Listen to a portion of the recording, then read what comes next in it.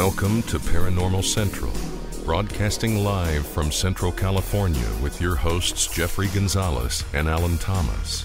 Broadcasting video worldwide at ParanormalCentral.net and broadcasting audio on the Dark Matter Network at ArtBell.com.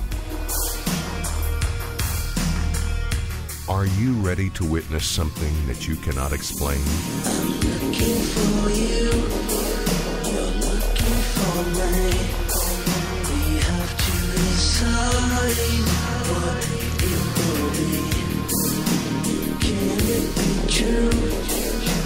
Can I believe the unexplained? Look into the sky. You realize you're not alone. Open your eyes. You can find the trails that control. Hello everyone, welcome back to another episode of Paranormal Central, broadcasting live from Central California in the bottom left-hand corner of the Nevada Triangle. But yes, we are still in the Triangle, even though in California, in a city called Fresno, what I call Paranormal Central. Hello, welcome, my name is Jeffrey Gonzalez, your host. I want to thank you for showing up tonight wherever you may be around the world, and I mean around the world. We have fans now around the world. So appreciate that wherever you may be. I'm also the founder of a group called the Sanger Paranormal Society, been in existence for over 10 years. I am not just a talk show host. We are not just a talk show host. We're also investigators of the paranormal. So we go out and investigate everything that has to do with paranormal.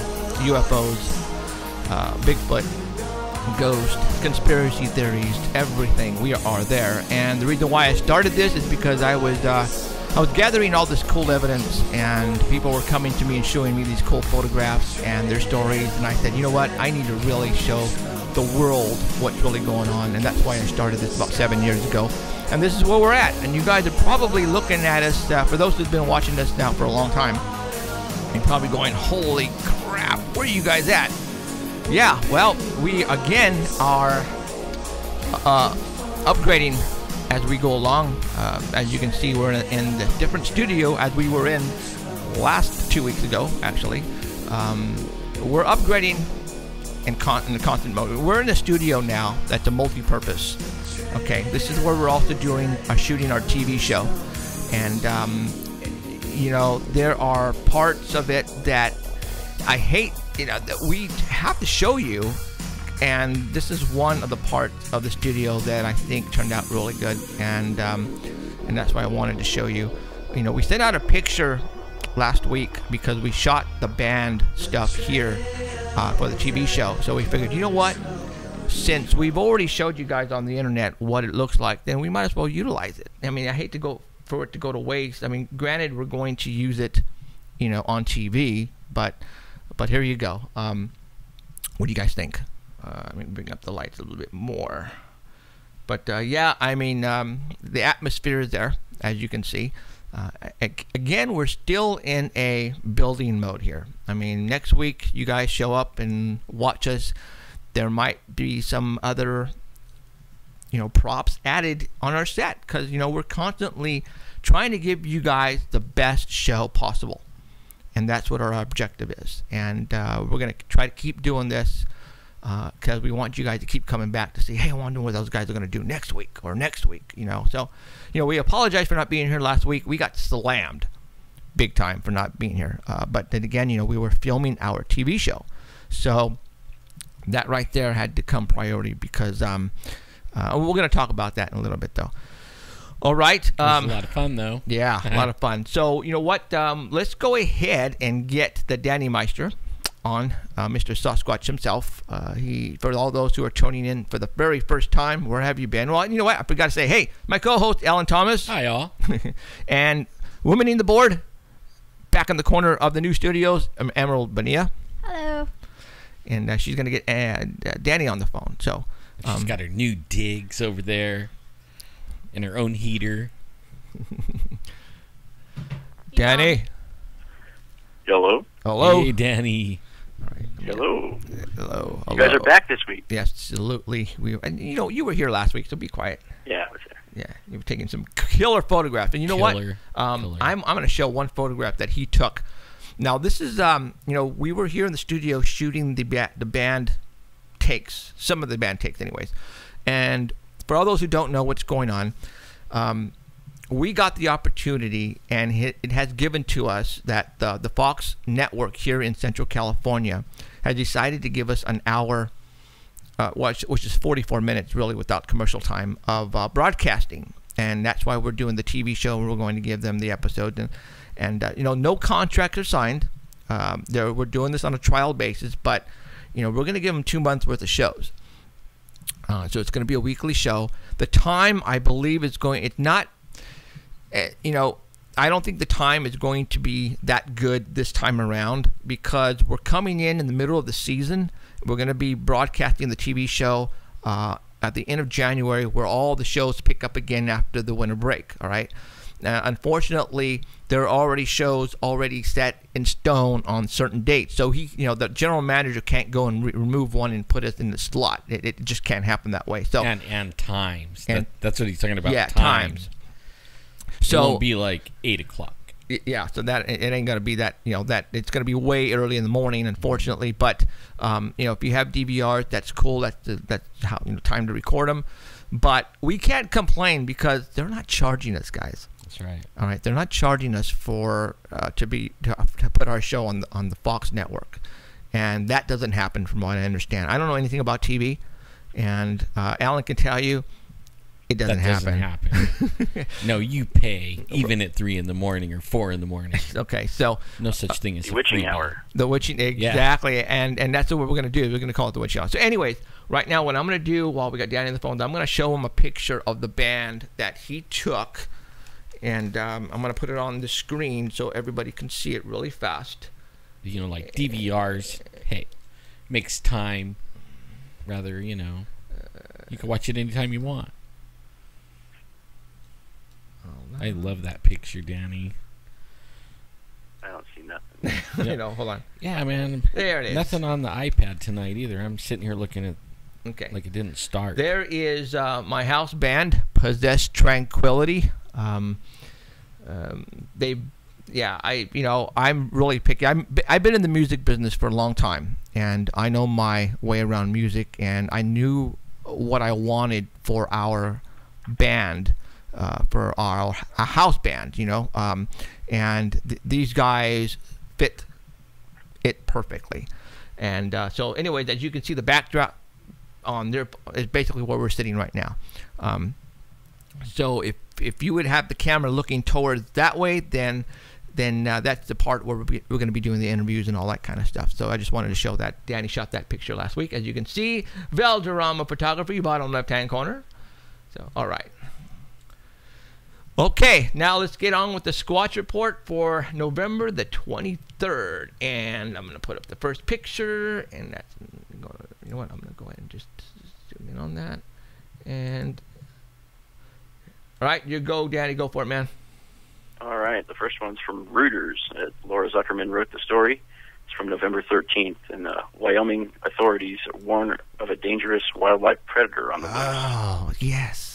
And the Wyoming authorities warned residents of an Indian reservation to be on the lookout for a dangerous predator suspected in the death of a 40-year-old woman who died after being attacked by at least one unidentified animal. And these warnings were from the Fremont County Chief Deputy Coroner. He said an examination of the woman's body found on the mountainous Wind River Reservation showed that she died of an animal attack or a combination of hypothermia and wounds inflicted by one or more predators. They are notifying the public to use caution and be alert for any observations of predator wildlife or feral domestic animals. He declined to say what sort of animal might be involved in the attack on the 2.3 million acre reservation in Wyoming.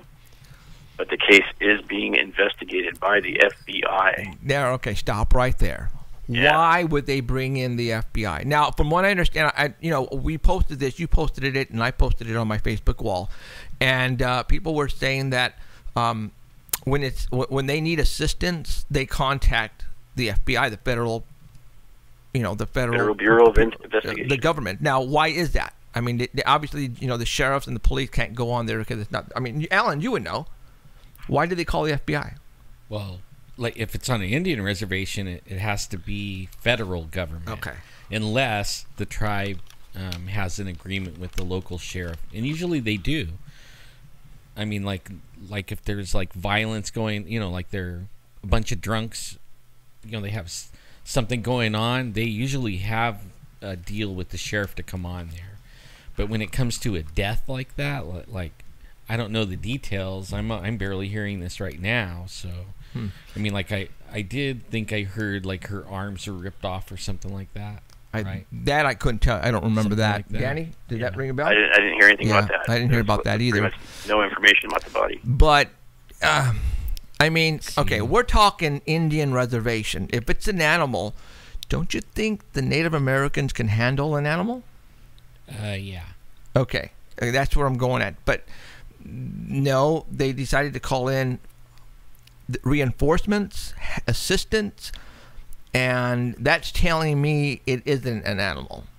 I mean, you follow me? I mean, come on, what Native American is not afraid of a regular animal? And I'm talking mountain lion. Yeah, but is it like the Native Americans calling the FBI? Yes. Or is it the law enforcement that's handling it called it? Well, I'm FBI. assuming the law enforcement is calling. Because I mean, they might be sitting back and not have a say on that. Well, but still, I mean, law enforcement. Why would the Native American police, whatever that reservation, call the FBI if it wasn't an animal? I mean, if it, you know what I'm saying? I mean, if it was a mountain lion, why would the police? Cops, the sheriff should be able to. They call the Fish and Game. It's called Fish and Game, they right? should be able to go track that down. Even maybe even with a bunch of tribal members. Exactly. Go get them. Exactly. But no, they call the FBI, guys. That's Usually, telling me tribal members are like excellent trackers. Exactly. That's why it didn't make any sense for them to call the FBI when we're talking Native Americans for centuries are professional trackers of animals, right? Yeah, that's true. Okay, so that right there, when you think about it, guys, and then you guys have to think out of the box like we do here and say, why would they have called the FBI? Then it's telling me it's not an animal that pretty much tore apart that woman. Now, we've told you many times what are on Native American reservations that the Native Americans are fearlessly afraid of, and that would be Sasquatch, Bigfoot. Yeah. Okay, so that's that's telling me that's what probably tore her apart. But there you go. So, all right, Danny. It does say hair collected near the body was found, and it was sent to a Wyoming lab for DNA analysis, but that's going to take like 6 to 8 weeks. And the FBI has no comment, so you can't get any information out of them. Wow. Road trip. Yeah. Yeah. We'd probably make it to the gate of the res, and all we have to do is say, "Hey, we're Paranormal Central. Let us in. We'll find it." We got Danny. Danny has the GoPro. Really, I could go limping in there. Danny Might like to go after me. Danny has the GoPro. He can find it. All right. Find the casino. All right, man. Next picture. Are we done with that one? Yes. Yeah. Okay. Next one. Number 2. Next one has 3 pictures. Oh yes. And each one are zoomed in a little more. It's the Bigfoot on the toilet. Yeah. This is All right. by Adam Bird. All right. Talk about Guy over that. the Bigfoot Believers Only page, and also by Bigfoot Evidence. They posted this on November 20th. And a woman from New York, her name is Michelle Brown, took this photo. And it's something sitting in a wash tub. Yep. You can't see the lower legs, and the feet are hidden. But she took this one out her back window and has no clue what it is. Could be a baby Bigfoot. Could be a monkey. I don't know. In New York, I mean, Yeah, but how come, like, okay, you took one picture of a Bigfoot sitting in a tub. You're not glued to that. Yeah. Like, I mean, Why isn't there more pictures? Like, when it get out of the tub, I'd try to get a picture of it climbing out. I mean, come on. Your phone takes video, too. Yeah. and why would a small Bigfoot be in a tub? Maybe it saw her kids do it. No, I don't know. Well, I mean, it's definitely winter. I mean, you can see fall. The trees are different colors, so it's cold out there. I don't know. I don't know. Obviously, He's taking a bath. you know, hey. when Michelle Brown, I guess, is the one who took this, right? Okay. Obviously, she put her name on there. Yeah. All right. So that gives it a little bit of credibility. Well, that means that we can't steal it and then get all the money from, you know, the views. Yeah. But I think Because that's it's what blurry it is. because it was partially cloaked. Oh. what? I don't know, but that's what it says. It says it's blurry Really? because it's partially cloaked. All right. Let's go to the next picture. We're getting into it a little bit. The woman who took the picture says she has no idea what it is. That's why she took the picture. Looked out there, saw something weird. Now it would Picture be and probably hid. it would be nice to see another photograph right afterwards. Yeah, somebody wanted a picture of what the place looks like without that thing there. Yeah. She hasn't responded, and also someone said, Dale Boswell says if the fence is 6 feet tall, then that would put this thing at 3 or 4 feet tall. Because it's like sitting down. You know what? It almost looks like you're Wait. Emerald, Yes.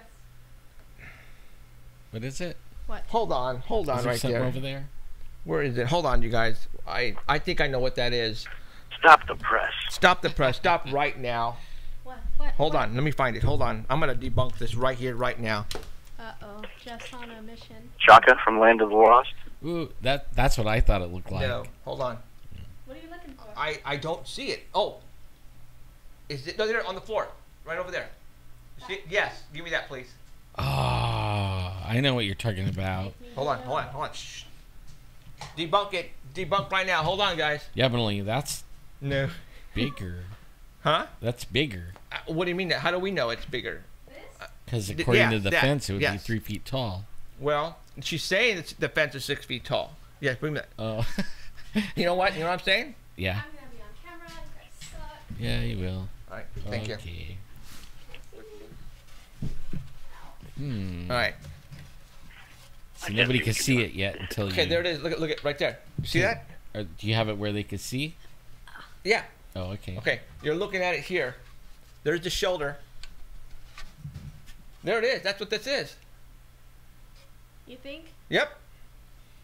You guys, Oh, yeah, it kind of looks like it. you see what I'm saying? Yep. Here's the shoulder right here. There it is right there.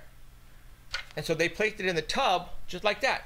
Look. And I think there is a bigger size of that You see that it? you're holding. I don't know. Well, yeah, but look Oh, at. there might be. But look at. There it is. You see it? Yeah. I mean, there it is. Yeah. That's what this is, guys. Whoa, fuck. Can you not drop anything? Could be. Beep. Beep. There it is, The guys. biggest thing of all is we just had an emerald sighting. Hey. There it is. I just debunked it, guys. This is what this is, and this was all over the internet. God, really? You know what? We need to post this on there and take a picture of it and put it in a tub. We'll put a screenshot. Pretty close. No, it's. I guarantee you, it's what it is. I'm looking at it, dude. There it is. Okay, well, there you go. I'm happy. We debunked it. Here, I'm gonna put this over Oh, here. finally. All right. Finally, it started working. Yeah, I can see it. All right. Let's turn off all the lights. Finally, I can Wow. See, it's about you know. I believe in Bigfoot, you guys. I believe in Sasquatch. I don't believe, and I really hate people who try to hoax stuff. And I believe that's what that is what I just showed you right now. That, you know, okay? Yeah. That's probably why there's only one picture, because it won't move. see it. Oh, I mean, look. Yeah, and it's even holding on to look. a pole. No, look. Looks look. like. Yeah. Yeah, I It think is. you're right. There it is. There's no bottom half to No, it, really. because there is no bottom half to this. Yeah. Ha! All right. Debunked.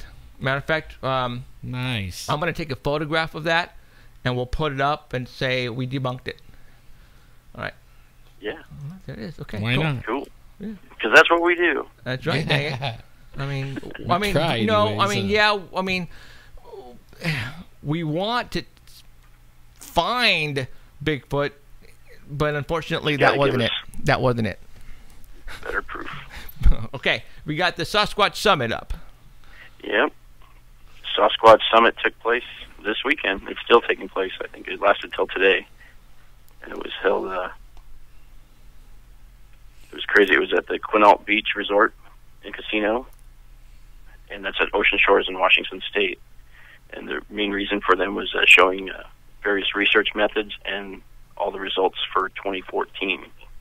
The speakers included author Tom Powell, Dr. Jeff Meldrum, and from the Olympic Project, Derek Randalls was there. Also, Todd Standing was supposed to be there, and a special guest. And Todd Standing did show up, and the special guest turned out to be Les Stroud. Ah. It was like an all-star cast that was there. Oh, man. Yeah, so... Man, one of these days we got to go to those things, you know that? And after all the speakers that were up there, the only one really mentioned in all the reports was Todd Standing. All the news was about him. Oh, yeah. And, so his what? presentation, he had a big presentation, and they said it was mainly self-promotion about all the thousands of hours that he spent in the woods and how dangerous it was for him. And give me your money. That's pretty much the main points. Yeah. 900 Now, million. so what? or He had a Kickstarter. Yeah. Okay. J.M. Bailey posted on her Facebook page that his presentation pretty much went like this. This is her summary. I am the bomb. My new friend is Dr. Jeff Meldrum. Everybody is out to get me. My dear friend's John Bindernagel. I risk my life. My biggest fan is Les Stroud. I spent $900,000 of my own money. My best friend forever is Dr. Meldrum. I need drones. My brother is Dr. Bindernagel.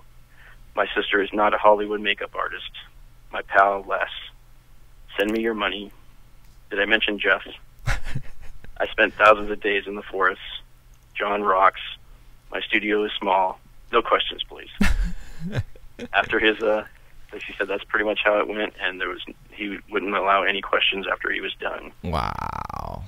So, yeah, he does have a Kickstarter page that he just started. He's raising money for a brand new species protection program, and the money will also go towards his new 90-minute feature film about Sasquatch, and also for drones. Now, it's $900,000, but it's not American money; it's Canadian. So it's $795,000 in USA. Oh, is that all? Yeah, that's it. So, I don't know what he okay. does for a living. But Yeah, I think this is where okay. he's getting all his money. For him to come out and say that right now, for all those Bigfooters who are listening, what do you think about him now? I mean, he's right away when people ask for money, that tells you that's the only reason why they're doing this is for money. I don't know. Does he have like So some he kind of... does have the feature film coming out, and if you do donate at least $18, you can see the film on January 15th of next year. Now, the production is called Bigfoot North, the same as his radio program that he has, and it's said to show 5 new Bigfoot videos. One is of a Bigfoot pulling himself up a tree on thermal by one hand, and also an altercation between Todd and 3 Sasquatches that will show the world, that will shock the world, and it ends in brutality. Ends in I brutality? don't know what that means. I wonder if that's what Meldrum saw, something like that. Because for some reason, him and Les Stroud are backing this guy. Yeah. You know, I Yeah. mean, that goes a long Well, I do ways have with me. Yeah. On November 25th, he'll be showing 40 minutes of the 90-minute documentary in Seattle at the AMC Pacific Theater. That's on Tuesday. So you can see 40 minutes of this 90-minute film if you're in Seattle. And if you are on Kickstarter, so far he has 36 backers. And with 54 days to go, he has $760, but that's in Canadian money, so I don't know what that equates to. $496.33. I don't know. $760, is it? Comes out to American $2.98. Oh my gosh! Yeah. See, that tells you right there. He's not going to get any money. He took a beating on the internet after he showed up. And one of the pictures that I sent to you is what they call him, the Muppet Master. Okay, let me go to that one. And he The new really, Jim Henson is what they also call him. he's Hold on. been taking a beating, man. Really, I even been getting messages, you know, like Facebook messages from people that, because I'm like holding back, like I'm giving him the benefit of the doubt. I mean, You are, dude. You are. And from what I have heard and seen so far from this guy is another Rick Dyer. I mean, he could. He's but a salesman. That's what he sounds like. Yeah, exactly. He's trying to sell you something. What got me was that one video. Did you guys see the video? It was like at night, and the thing was attacking him, and he was screaming like a little girl. I can do that. I can do that. Yeah, you can do that if it's for money. I can do I that. guess, but I don't know, man. He I was can do- screaming I like can- a little girl. I can do that. I can do got that. me. I can do that. Because I'll That scream. photo like, was made if by a, Todd Neese. if a Bigfoot runs up to He made me, a couple of them with the Muppets behind him. I'll scream like a little girl right now. You know, if it ran in the room and I just saw it, I'll scream like a little girl. Well, 'Cause, you know, not I mean, me. it's huge. They're huge. Yeah, but It would. I do have a comment from John Bindernagel. He's a wildlife biologist. John Bindernagel says that after spending 10 days in the field with him, I am firmly convinced that he has filmed portraits of the Sasquatch face. See, those guys have been doing it a long time. he needs to. Yeah. Well, okay. Well, anyway, all And I right. got one from Jeff Meldrum, too. Oh, Okay. you did? And this is for the record. These are his exact words. The account offered on Todd Standing's Kickstart site is accurate as far as my involvement is concerned. Following the events that occurred last fall in Alberta, Todd asked me not to discuss my experience extensively until he had a chance to finish the production of his documentary. Therefore, I've said very little about it and openly about it. I've said very little publicly and openly about it. I will let him share the details with those attending the summit or the ones attending the film on Tuesday in Seattle. I will say that I did witness an interaction. Sonia talked reassuringly to something very large and heavy that was circling our camp under the cover of darkness and at the end of a bermed road. It reacted to her approach and eventually broke from the tree line and crossed the gravel road to the opposite tree line. I observed this through night vision. I observed an upright, silhouetted figure, forward-leaning, arm swinging, moving smoothly. Was it a Sasquatch? I'm not certain.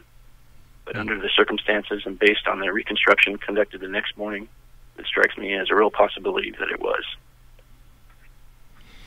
Well, So that was his interaction with it. Okay. So this had nothing to do with Todd Standing. In other words, okay, so Jeff Meldrum was with Todd Standing and had an interaction with possibly a Bigfoot, but all the stuff that Todd Standing has in his possession, it might not have anything to do with Bigfoot. He might, you know what I'm saying? He might be, okay, so he found a spot, and that's what he's trying to tell the world. So maybe he had to make up some things to tell everybody, come over here like Jeff Meldrum. And okay, now Jeff Meldrum has seen it within his own eyes, but in night vision. It's kind of like us, though. Yes. I mean, yes. we go to the area, we have encounters, we come back with evidence. Well, and but everybody, right. They say it isn't real. I mean, but only when you're standing there and this thing is screaming from a quarter mile and you can feel it in your stomach. Right. And you can hear it. Yeah, you can. Yeah, but you know what? That's totally different.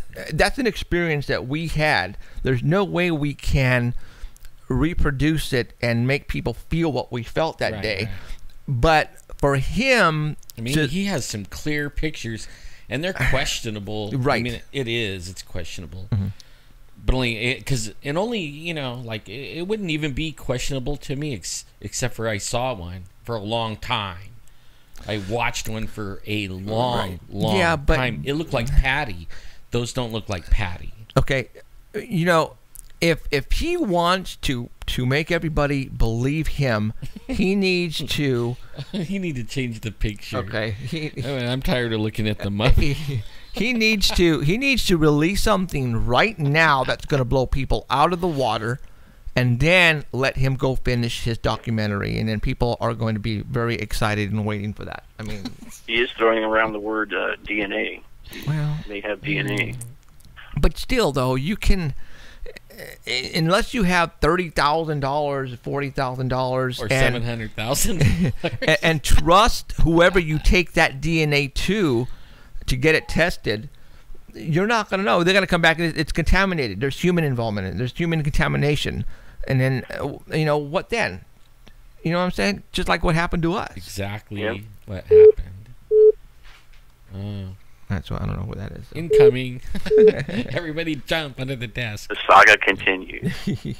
So It is interesting, though. This one is getting debated on Facebook groups. right. It's I mean, everywhere. there's people like at each other over this one. I mean, People are getting kicked out of groups because of this. yeah, That's crazy. So. yeah. It is. I mean, like, And is it because they are sticking up for him or cutting him down? Some sites have a policy where you cannot talk about hoaxers, and he's considered a hoaxer. So Right. if you talk about him on their site, you get kicked out. And then some are using profanity and arguing with everybody, and they get kicked out. man, like for me, I go on these. I belong to like, man, I don't know how many Bigfoot groups. There's a bunch. And I don't really say much on them. There's a few lately that I've been posting on. Some other stuff that Mark Anders is putting up. Have you seen some of those pictures that Mark Anders is putting up?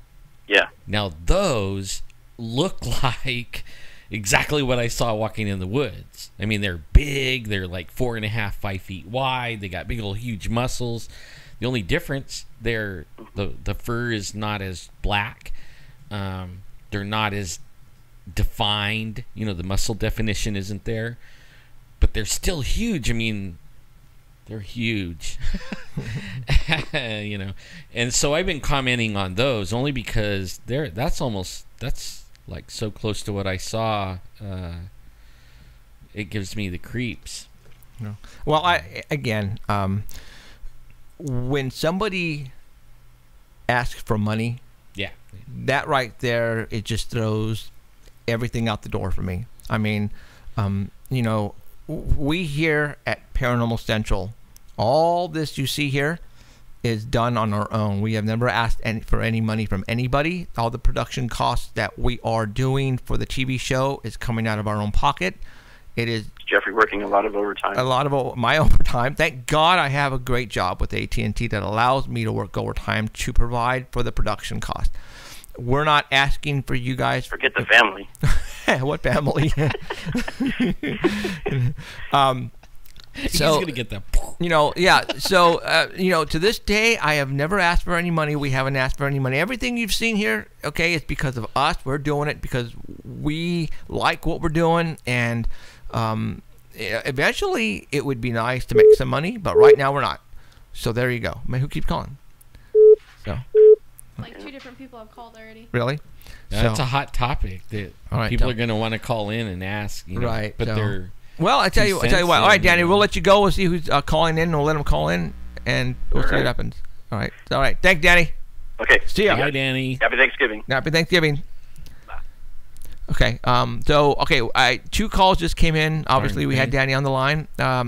We have. What time is it? In 15 minutes, we're gonna have somebody on the phone who's They're gonna. calling again. Do you want to? Yeah, let's see who it is. What if it's like a pranker? Well, we'll see who it is. All right, fine. Hello. You got Paranormal Central. Hello? Who? Hello? Hello. Is this the paranormal investigator? Who's this? Hello, I am Vlad of Red Star. I see your paranormal contact information. I was wanting to tell you about some things I saw the other day. Where are you calling from? I am calling from the Atlanta, Georgia. Okay. Is this going to take long? Only because we're not set up right now to take any calls, and we thought maybe you were calling to talk about the Todd Standing Bigfoot situation. There is Bigfoots there. Yeah. So I tell you what. Do me a favor and stand by the phone. Maybe at the end of the show, we'll ask people to call in and call back in again. Okay? Oh crap! You're recording show right now. Yes. Hello, television. You're on the internet worldwide right now. So, okay. Okay. So we'll call. Just keep listening to the show, and when we ask for you to call back in, go ahead and do it. Okay? What channel is this on? No. Well, this is on the internet. ParanormalCentral.net.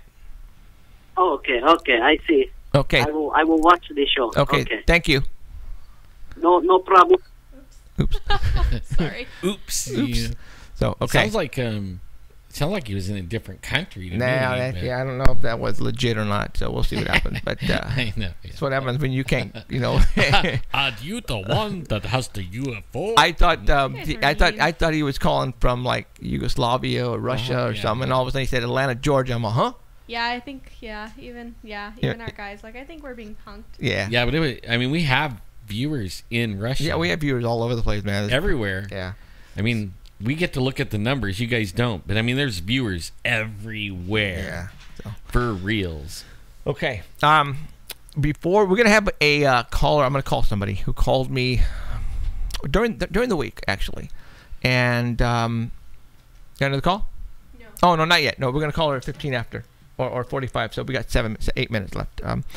And what I just want to tell everybody what they're going to hear.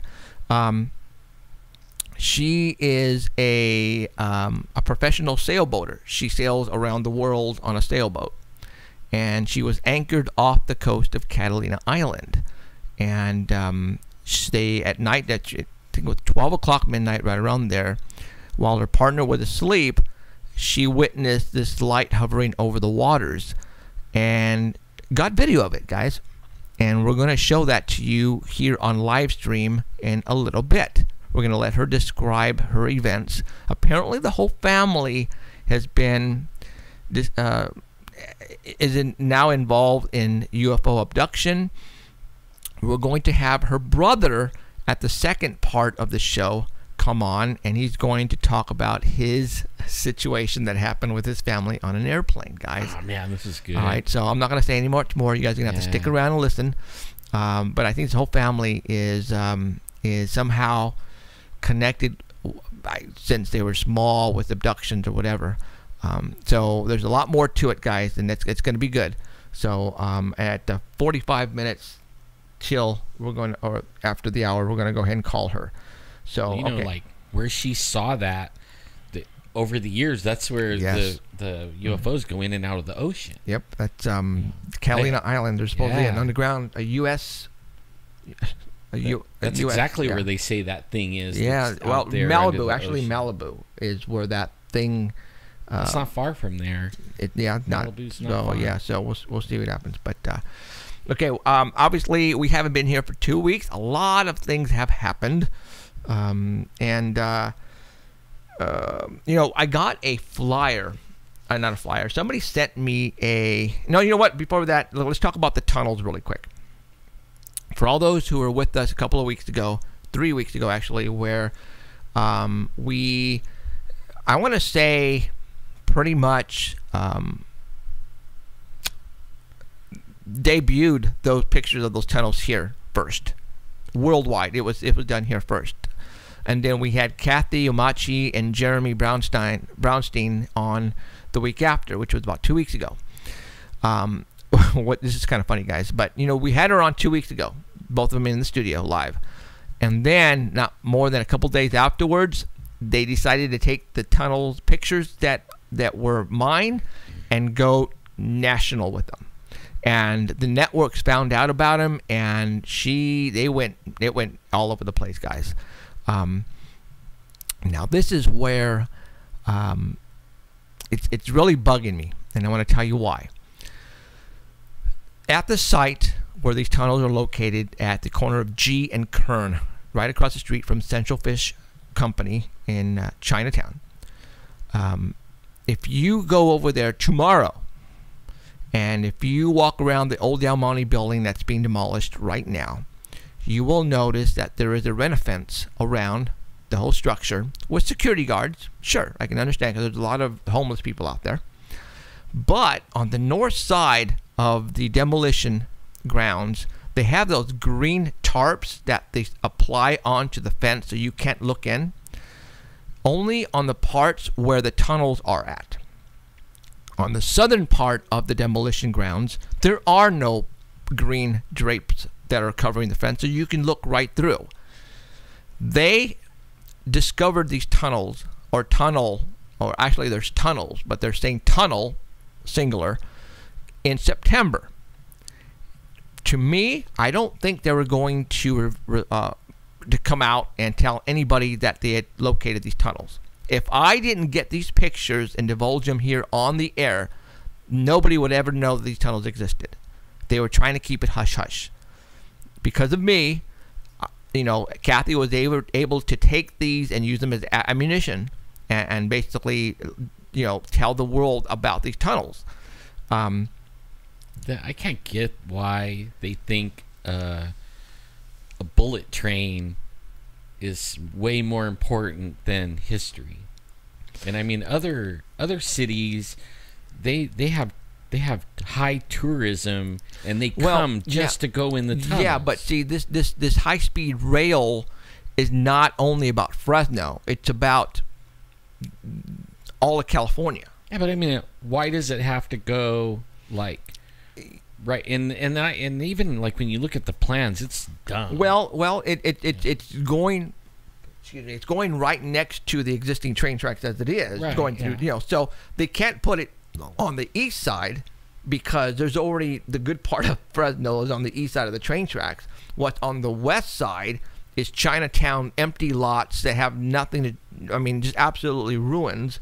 So that's a perfect area to lay down the tracks for that. So that is in order to get from Bakersfield to wherever it's going, Sacramento or whatever said, it has to go through Chinatown. No ifs, ands, or buts. They can't take it around. They can't take it over. It's got to go through Chinatown. So nothing is going to stop them, according to the engineers that were on the news. They said this is going to go through no matter what. They said after even they divulging that, we found the tunnels. I can't wait to ride a train to Bakersfield. So you know that? So 300 miles an hour. Hey, so ding, you're there. This plans for the high-speed rail is going to happen no matter what. But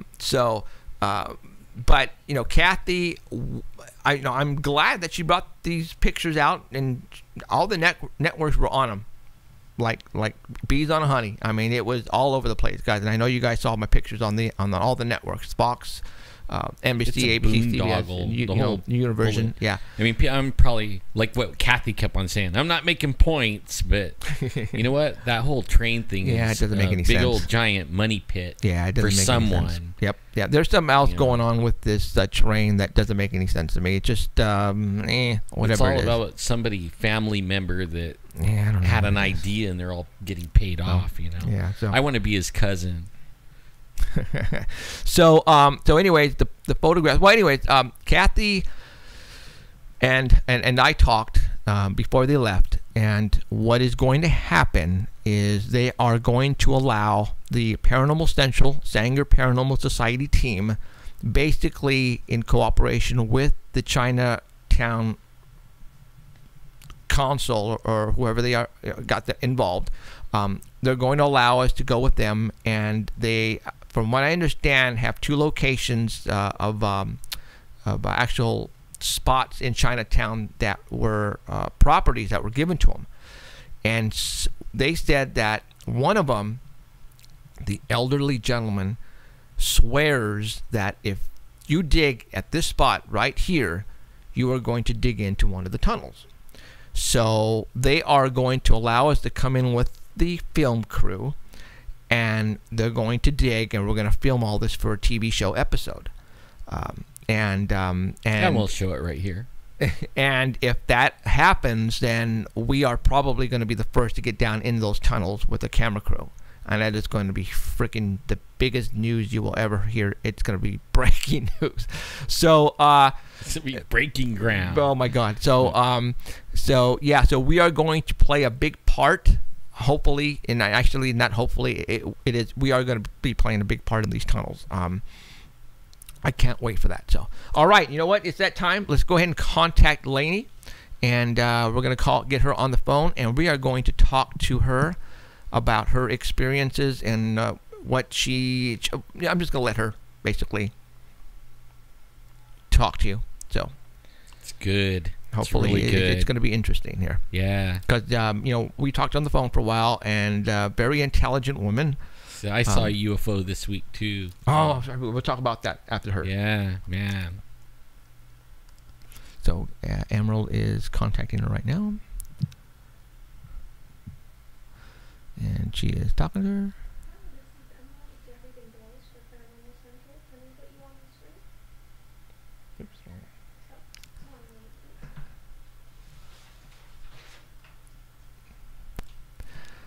Hello, Lainey.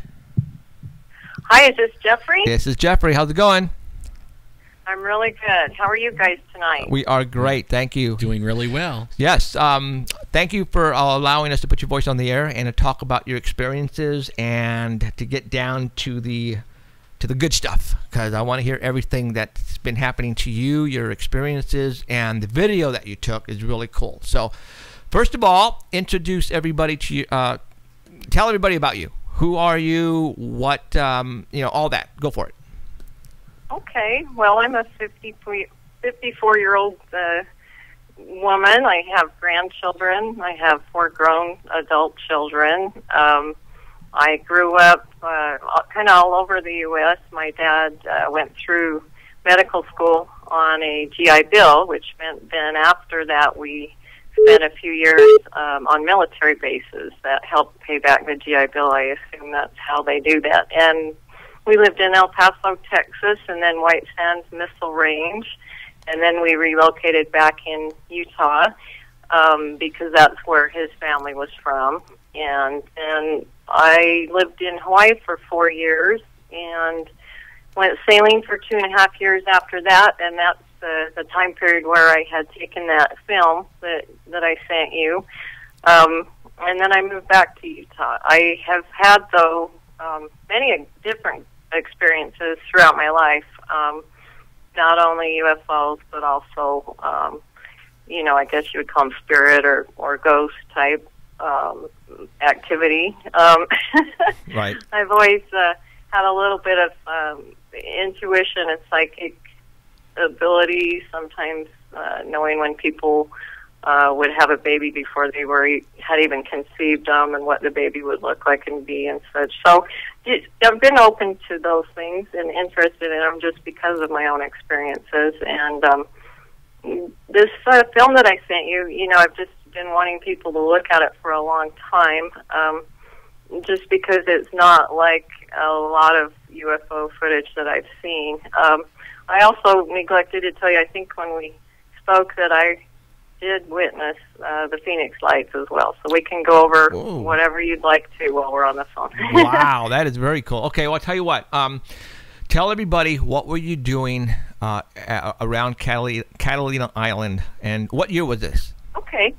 Yeah, that was in 2009, and how that came about was I had bought a sailboat with a partner, and he and I fixed it up in San Pedro Harbor, which is really close to the L.A. harbor on the west coast there in California. And when it was, pretty seaworthy, we decided to do a test sail. And, most of the people at the San Pedro Marina there said, well, we usually go out to the Catalina Islands, and then you spend time there and then sail back to San Pedro. And if you feel you're ready to head out then and that you've got all the kinks out of your boat, then our plan was to go down the whole west coast, which we eventually did. But on this trip out to the Catalina Islands, we had made a couple. This time we went clear around to the Cat Harbor side. There's like 3 harbors basically. There's different smaller ones, but there's Cat Harbor, 2 harbors, and then there's Avalon on the one side of the island. Cat Harbor's kind of the far side. It's more remote. There's not a dock that you tie up to. You have to dinghy from your boat to the little dock, and you anchor out. And so it's kind of sheltered in there, and you throw your anchor out, and you're just kind of bobbing around in the water. And that's where we were. We stayed longer than we would have liked to because the guy that I was with at the time, he had broken his leg riding his bike on the island. So the harbor master had told us, usually you're only allowed to stay here a week or 2, but I'll let you stay, obviously, because you can't man the boat alone. And so until he healed up enough for us to leave, we were there for quite a long time. And I would go in to do laundry and come back out, but that's kind of beside the point. But the night that this happened, I often get insomnia and have throughout my whole life. The night that this happened, we were laying on these cushions, kind of like little couches up on the pilot house of this sailboat, and that's where we would sleep. And I just was kind of seeing things out of, here and there, just thinking that they were shooting stars. for a long time, and it was about midnight. And then I saw one star. Well, it looked like a star that was, just sitting there in the sky like any other star. And I saw it fall straight down, but instead of like fading out, all of a sudden it was stationary again and just down low on the horizon. And I was like, what? Like, that's what first got my attention, and I did not get that on film. But I was like, whoa, something's going on. This isn't just stars out here. Something's going on. So I did go and grab my camera.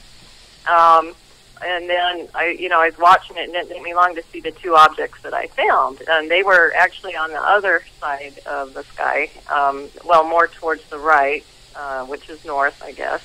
And I started filming those. And, it's a little shaky here and there because I am at anchor bobbing around on a sailboat in the ocean. So, and I would focus in and out, and I just was like, what am I seeing? And at the end of the video, you'll see how, my son has his own theories what's happening at the end, but it looks like they streak, like either hyperspeed or put some kind of force field around them. Because it's kind of like this aurora borealis rainbow streaks, and then they go stationary, and then they go vertical together, and then they disappear altogether. It was just and I had to literally take my eyes away from the camera and look up to see if I was really seeing what I was seeing on the camera, and I was like, oh my gosh, what is that like? Right. I've never seen anything like it, and it was just crazy. In the film, you can hear my wind generator on the sailboat, kind of whirring and stuff, and it's fairly quiet. I wasn't making any verbal exclamations because, the guy I was with, he knew I had all these paranormal experiences, and he was not open to any of it. And so I didn't wake him up and say, hey, look, because I tried to do that, at other times, and he just wasn't open to it. So that's why I'm totally silent instead of going, oh my gosh, what is that, Right. Because had he not been asleep right there, I certainly would have been, verbalizing my excitement and just, questioning of what is this that I'm seeing. So it's hard to hold the camera steady anyways. You know what I mean? Like when you start zooming in, it gets all shaky, and when you zoom out, then when you're the perspective of looking through the little viewfinder or whatever, it seems like you're not looking at what you're looking at. You know what I mean? Because it looks farther away. And then when you put it on a big screen, you're like, whoa, Now, while you were describing the whole incident, I had the video playing in the backdrop. So I definitely see the streak go like it took off and left. I don't know. That's some weird stuff there. Yeah. Yeah, if you slow it down, you'll see that when they start streaking, and you'll want to watch it full screen because you won't see both of them the whole time unless you, for some reason, like you do it full screen. And I can try to get you a copy of my original, but that's the one on YouTube I think I sent you. But anyway, you can literally see the one on the left turn from like a round circle to, it starts going so fast to the right that it literally turns into like a little white right arrow looking shape because it's just streaking so fast. And so it had to be just, I don't know how fast it would have to be going, but there are a lot of little nuances. Prior to that, if you look, you'll see it almost looks like something's dropping out of the bottom of them, and they kind of change colors, and you'll see something rotate around the one on the left. Like if you watch real close, you'll see the light get kind of blanked out. The light gets covered up and kind of goes off for a minute, and you'll notice something's rotating around it. And so, I mean, of course, because it's, you can't see the whole thing, and it's nighttime, I don't know what's rotating around or what it's doing, but it's almost as if something's rotating around it, or maybe the whole thing's rotating around and part of it covered with, the light isn't there. But so if you watch it real close, there's a lot of little nuances that are very strange. Right now, I paused it at the spot where the actual object, white object, is now looking like an arrow, and it looked like it took off, and there's a streak off to the right. And then eventually that white is going to disappear because the thing is now gone. I'm going to play it again really quick. So, boom, there it took off. I mean, it must be going so fast that it makes it look like an arrow shape because it's just like. And you know. Well, you know what? Okay, right there. I'm gonna stop it. For all those, okay, hold on. This is incredible. You got some good stuff, and I'm gonna tell you why. I'm gonna right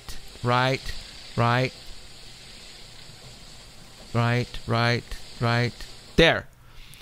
If you guys go on YouTube and Google, we need to tell them. We need to send them all the people that's on Art Bell. Yeah, no, but when you go Google, the sound barrier.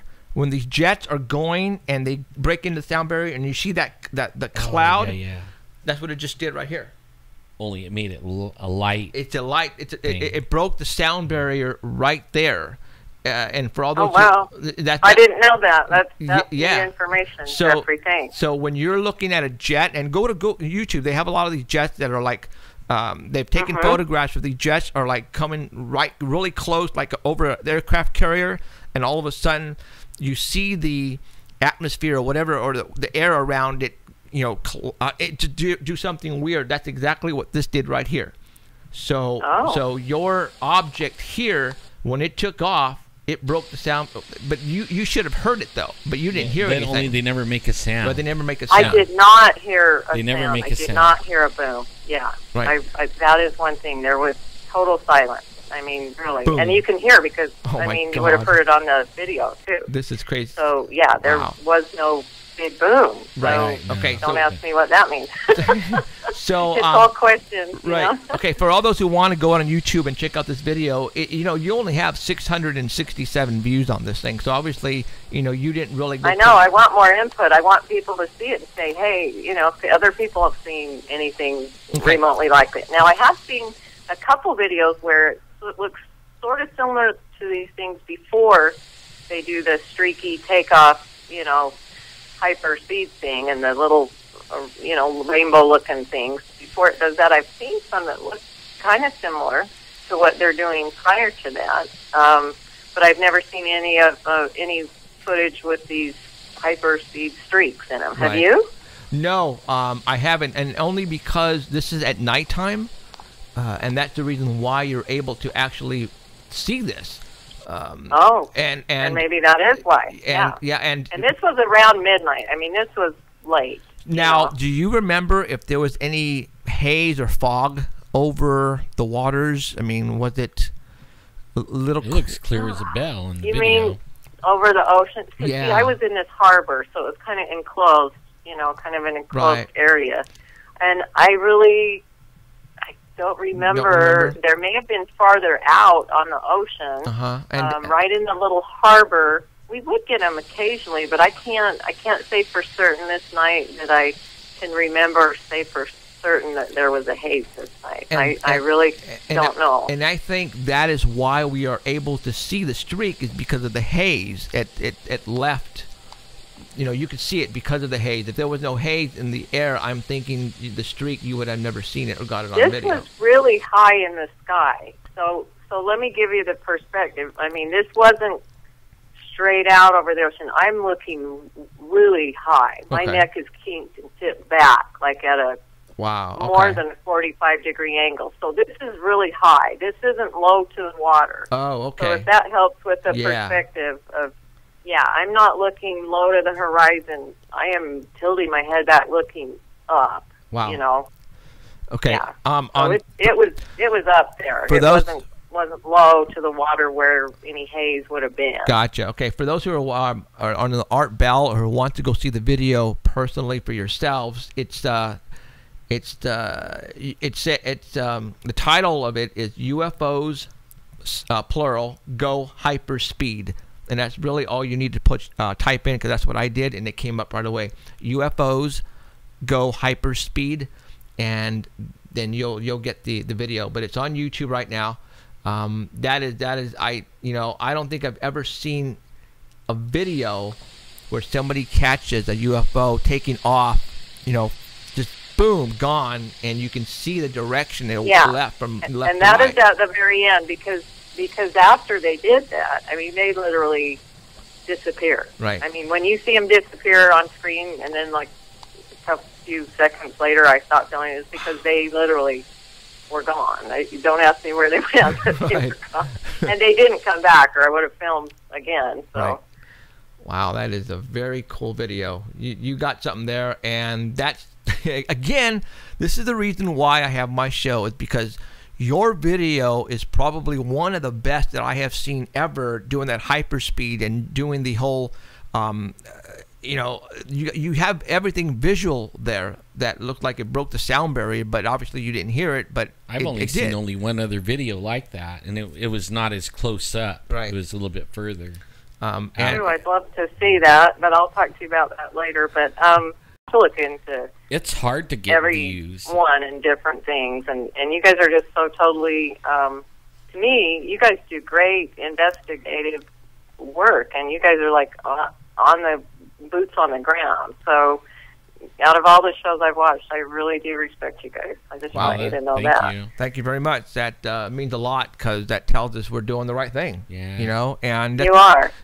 And this is the whole idea of finding people like you that have videos, and I've said this before, there's got to be people out there who have the best looking, the best videos and photographs that they are keeping in their dresser drawer, and they don't want to tell anybody, or they have. Yes, I've heard you guys say that, and that's true. Yeah, you know, look, you have something that just blows me away, because you actually see the UFO, unidentified flying object, take off from left to right. You see the streak, and then at the very end, it leaves off what looks like it broke the sound barrier, and for all those who know what I'm talking about, go Google it and you'll see what I'm talking about, because that's exactly what you're witnessing here. And you only had 667 views, but then nobody knows. You'll have what more after tonight. Yeah. Yeah, it's because there's so many millions of ones out there, so who knows it's there until they see it. That's the thing. It's like you do have to give some kind of exposure for people to look at it and find it. Exactly. But and they not only go one direction, but they actually stop again and then go a different direction in tandem. You did see that, right? I did. Yeah, I did. See, I seen one like the very first UFO I ever saw. I thought it was a star. And well, yeah, that's what I thought I was seeing prior to filming this. I thought they were just stars, and I don't know if you guys have access to someone who can stabilize this and kind of zoom in on it prior to doing that. But there is something that's rotating around that left one for sure. You can really see it. If you slow it down and really watch that left one, you'll see something swing around, and it's like, what is that? Wow. It might be part of it. You know what I mean? Like, some videos they or maybe morph. It's turning, or I don't know. I've seen some videos where they morph, and they'll be like one shape, and then they turn into another shape. Right. Like we have. And it's kind of like blobbing something off the bottom too, almost like it looks like a dripping flame or candle or something. It's so unique and it's a good like they all are. They're all unique, all sightings. But right. All these questions, that we have, it's like, wouldn't it be neat someday to know the answers? One of these days. Okay, now you said when we were talking on the phone, you lived in a lot of different places. You mentioned Hawaii, for example, and you said you've had some experiences there in Hawaii. Were you there with your family when you were living in Hawaii? Okay, I was there with my other children were grown. Okay. And they stayed on the mainland, but I did move there with my ex-husband and my stepson. So I had my stepson that lived there, and my husband at the time. Yes. Okay.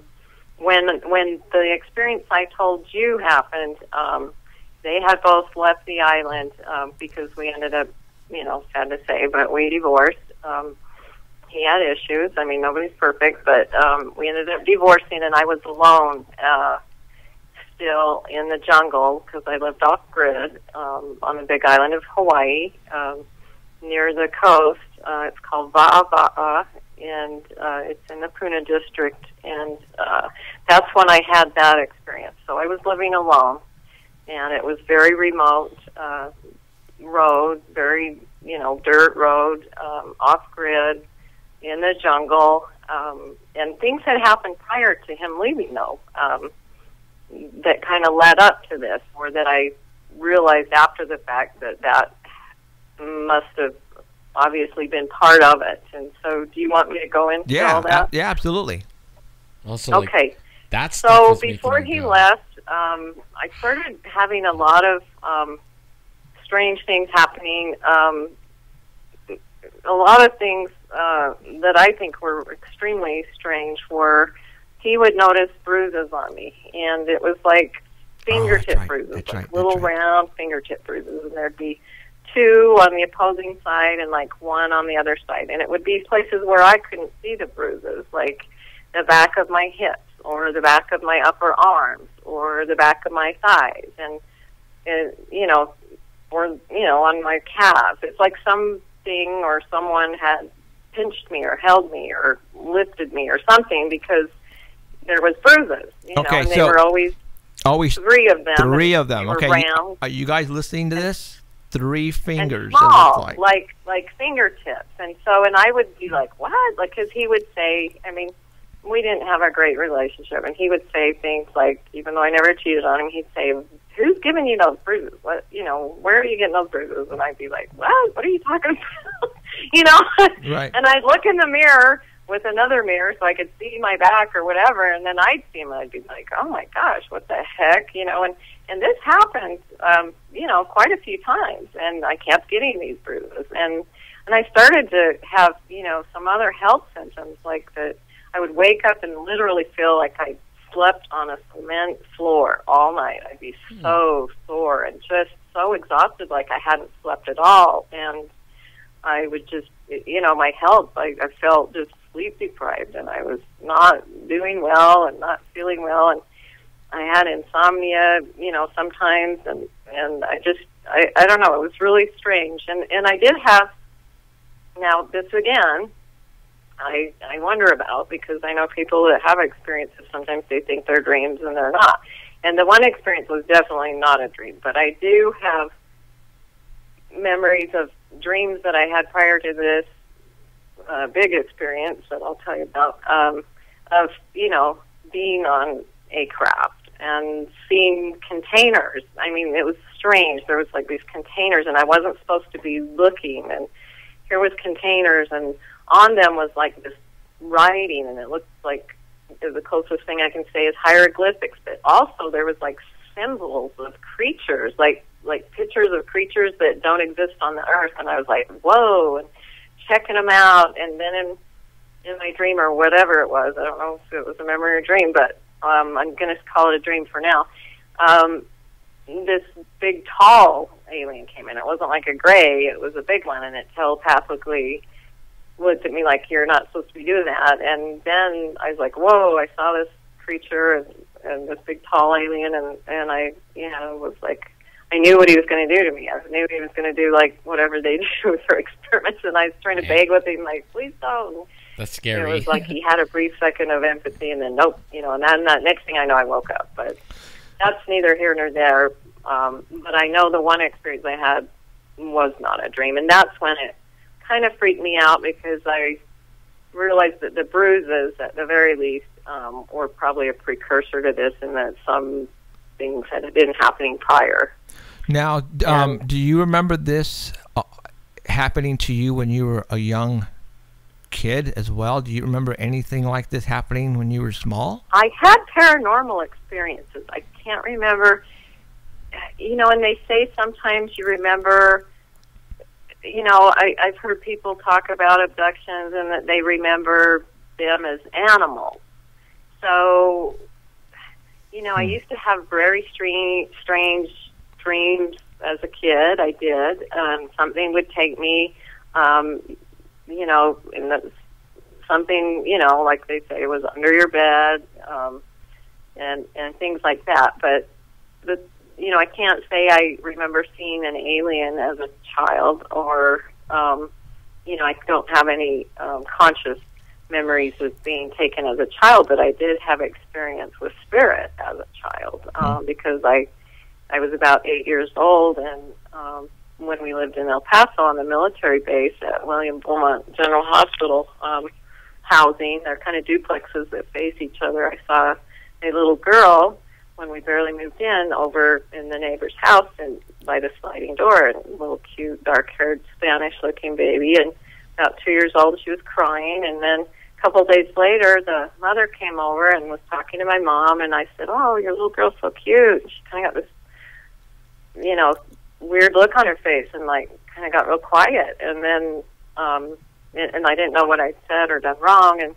my mom later told me that she did have a little girl that she had passed, and am I sure that's the house I saw her in? And I said, well, yeah, it was that, you know, right kitty corner, you know, backyard to backyard, that was the house. And she goes, oh, wow, she said. And my mom said, that's, you know, really weird. Because her daughter's been passed. And now, the sad thing to me was that the little girl was crying, and so I thought, well, that's not fair. If a little baby dies, they shouldn't be crying and earthbound. Right. Hey, you just mentioned that you lived on a military base. Yes, we lived it, and then after we lived in El Paso. Now, wait, hold, Lainey, hold on. Now, what was the reason you guys lived on a military base? Well, my dad had gone through medical school. Okay. He lived in Iowa. He's an osteopath, or kind of like an MD, but they're called DOs. He's a doctor, and he went through medical school in Des Moines, Iowa, and he owed the military time doing residency and internship, or whatever they call it. You know, after they graduate med school, they have to do 4 more years. And so we spent 2 years in El Paso, and he was in the military being a doctor, paying back his GI Bill, which helped fund his, you know, medical education. And then we went to White Sands Missile Range, New Mexico, for 2 years after that. Just kind of weird that you're having all. I was gonna say it's kind of weird that you're having all these experiences, and it's you know, you lived on military bases, and you know your father was in the military. Well, I thought that too. I thought there's more than coincidences going on here. I mean, there's a lot of. To me, it's really strange, you know, and I've had family that's lived in Tonopah, that's near Area 51. I mean, it's like our whole family is just kind of weird. We have a lot of weird stuff. And why was I, you know, on my way to Phoenix with my friend who grew up there the night that the Phoenix lights happened? I mean, I didn't even know till years after so many people had seen that, and that it was such a big sighting, and that so many other people had seen it in town, because we had seen them prior to getting to Phoenix. So, and I've heard that craft took a long route along some of the major roads. And we were coming from Utah, and I think we were probably on I-17 when we saw it. We were about a half hour out of Phoenix when I saw it, and noticed out the window. I was in the passenger side, and we were tired. It was about, I think, around 9:30 at night or whatever, and I was looking up at the sky, and I noticed what looked to me like stars, like the sky, the whole sky was moving, and I freaked out and told my friend Shauna, pull over, pull over, I gotta get out and look at something, you know, and yeah, we all saw it, and her niece and their little niece's friend who was 15 started screaming and stuff, so we had to leave. They were kind of freaked out. But, wow. Man, you have... And that was no flares or whatever they tried to say it was. Right. No way. Chinese letters, It blocked out the whole sky. Like, it must have been huge and or very low, because standing there and looking at it, it was silent, like everyone says, totally silent. And it blocked out our vision of the whole sky. I saw no stationary points of light, no stationary stars. The whole sky was moving, and it wasn't just the V-shaped thing that I saw of lights. It had lights all on the bottom of it that mimic stars. So I don't know if it changes and turns lights on and off or what, but it had lights that totally mimicked stars, but the whole thing was moving in tandem. And so I knew it had to be one huge craft, and the hairs on my neck went up, and I was like, wow, what is this? And so we told my friend's mother when we got to Phoenix about it, and you know, and I did hear something, there was some small blurb in the paper the next morning, but you know, we focused on our trip and stuff. But wow, that was huge. Yeah. Yes, it was.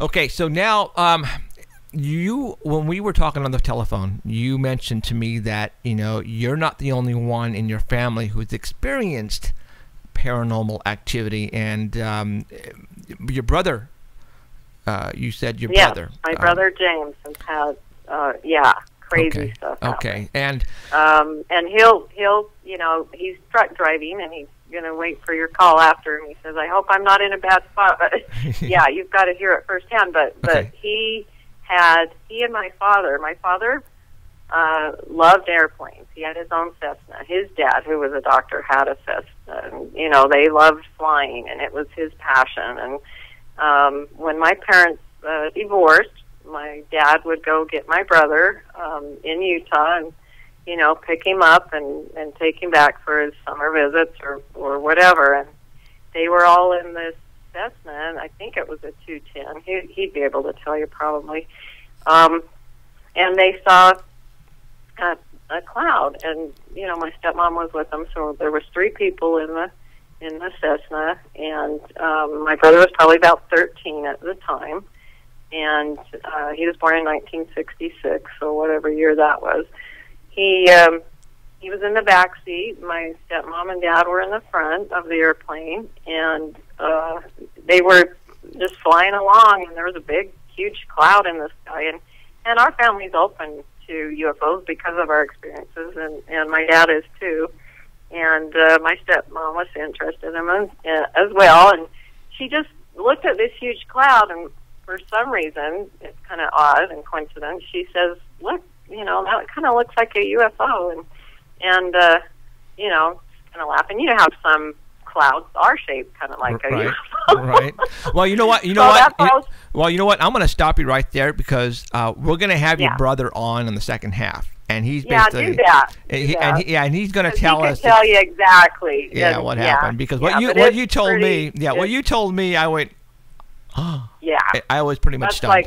That's huge. Okay, now, you pretty much told me over the phone that you and your brother are up to hypnosis, that you want to be hypnotized to see what's really going on in your life, right? Yes, and I didn't go over the fireball incident in Hawaii. Do you want me to do that? Because that's why. Yeah, after the finger bruises and that, I had this experience where one night I was sleeping in my jungle house, which had no glass windows, and that's common in Hawaii. All I had were screens, on the windows, and, lush jungle, rainforest all around me, and, palm trees, vines, the whole works. And I'm way up on the second floor, and one night, sleeping with my little, teeny dog, I get bolted awake. For some reason, it's like I jerk awake, like folded awake, and I don't remember hearing a sound or what woke me up so violently, but it was, just a shock. Like, I don't know, something just woke me up, and I was like on the alert, like what's going on? And I see towards the back of my land, just looking straight forward from my bed, sitting up in my bed, I see what looked like the whole jungle on fire. I mean, it was orange fire is what it looked like to me, and it was fire season. Believe it or not, jungles do burn. Eucalyptus, avocado oil on the leaves. I mean, and it gets dry for a few weeks. Jungles can and do burn. And I thought, oh my gosh, it's a jungle fire. I gotta get the dog and head for the ocean down the road, because it was like a 10-minute walk to the ocean. I mean, I was scared, and so I kind of reached on the nightstand for my glasses, because I wanted my glasses if I was going to have to run for my life, and they fell on the floor, and I, quickly find them on the floor and grab my dog and run to the door to go down the stairs, because they were outside stairs, and there's no fire, like there's no orange, huge burning fire, there's nothing, and I'm like, what? Like, I mean, I'm so confused right now. I'm looking like, what was that? What happened? And, and looking straight from my sitting up position in my bed on the second story, whatever it was that I saw had to be at least 15, 20 feet up in the sky, so I was my mind was trying to make sense of, well, what was that? What did I see? And, Fire in the sky. and this is where it That's gets Walton. really, really weird. And to me, this is the disturbing part, and the part where, yes, I would like to get, regressed or whatever they do by someone really good to find out what happened, because now I'm standing there and some feeling comes over me, and this thought in my head, I know it sounds weird, but it's like a thought in your head saying, just go back to bed, it was nothing, it's okay, just go back to bed. And my little dog, who's really usually very hyper, she's part Chihuahua and part Jack Russell, she was extremely docile, like weirdly so. And she used to always, get real excited, and that was odd too. And this thought goes through my head, and then this is the weirdest part, is like, I don't know if you've ever had your wisdom teeth out or had an IV in your wrist when they put you under, Mm-hmm. and you just feel that drugged feeling, and you just can't fight it, and you pass out. Right. So I felt like someone was giving me, even though no one was touching me, and I was in the room alone, I felt like someone was literally drugging me. And I couldn't fight it, and I was trying to fight it, and I was like, no. And I walked over to my bed and literally fell face down with my glasses on my bed, and just, passed out until morning, and woke up with my glasses on my face and going, what the, was that? And it really disturbed me because I felt controlled. I felt manipulated. I felt like something had forced me to go to sleep, and I feel like I wasn't supposed to wake up. That's what I'm wondering, is okay, what jolted me awake? Was I not supposed to wake up, and whatever it was, leaving, and I saw him or caught him, or somehow I woke up, and it just, and I felt like they, took care of it by putting me to sleep. I mean, that's my thoughts, because this was really pretty traumatic, because I was like, what was that? And who did it, and why are they doing it, and what are they doing, Right. So I know it sounds crazy. No, Not but really. no. it's not. The people are experiencing these things, and I was one of them, and I would like to know what happened and why. And a lot of the people that we talk to that have these kind of experiences, that's all they remember, right? They remember something happening, and then they knock out or go to sleep, and then they wake up, but only a lot of things happened in between, Right. that they don't even know at the time, right? And then they have it's memories. Like, okay, what? Yeah, exactly. Well, what we are going to do, and I think we talked about it already on the phone, is when we sign the major contract and get on TV and have a budget, we're going to fly you. And in a couple of years. No, that won't happen. It'll be pretty soon. We're gonna fly you out to the studio, and with your permission, we're gonna get somebody very professional and do hypnosis on you, and see if we can figure out what's going on. Because I know you are. No, I would be totally open to that, and I would like to do that. I would like to find out. And I think your brother. You mentioned your brother wants to do the same. So if we can, he said he was open to it as well. Okay.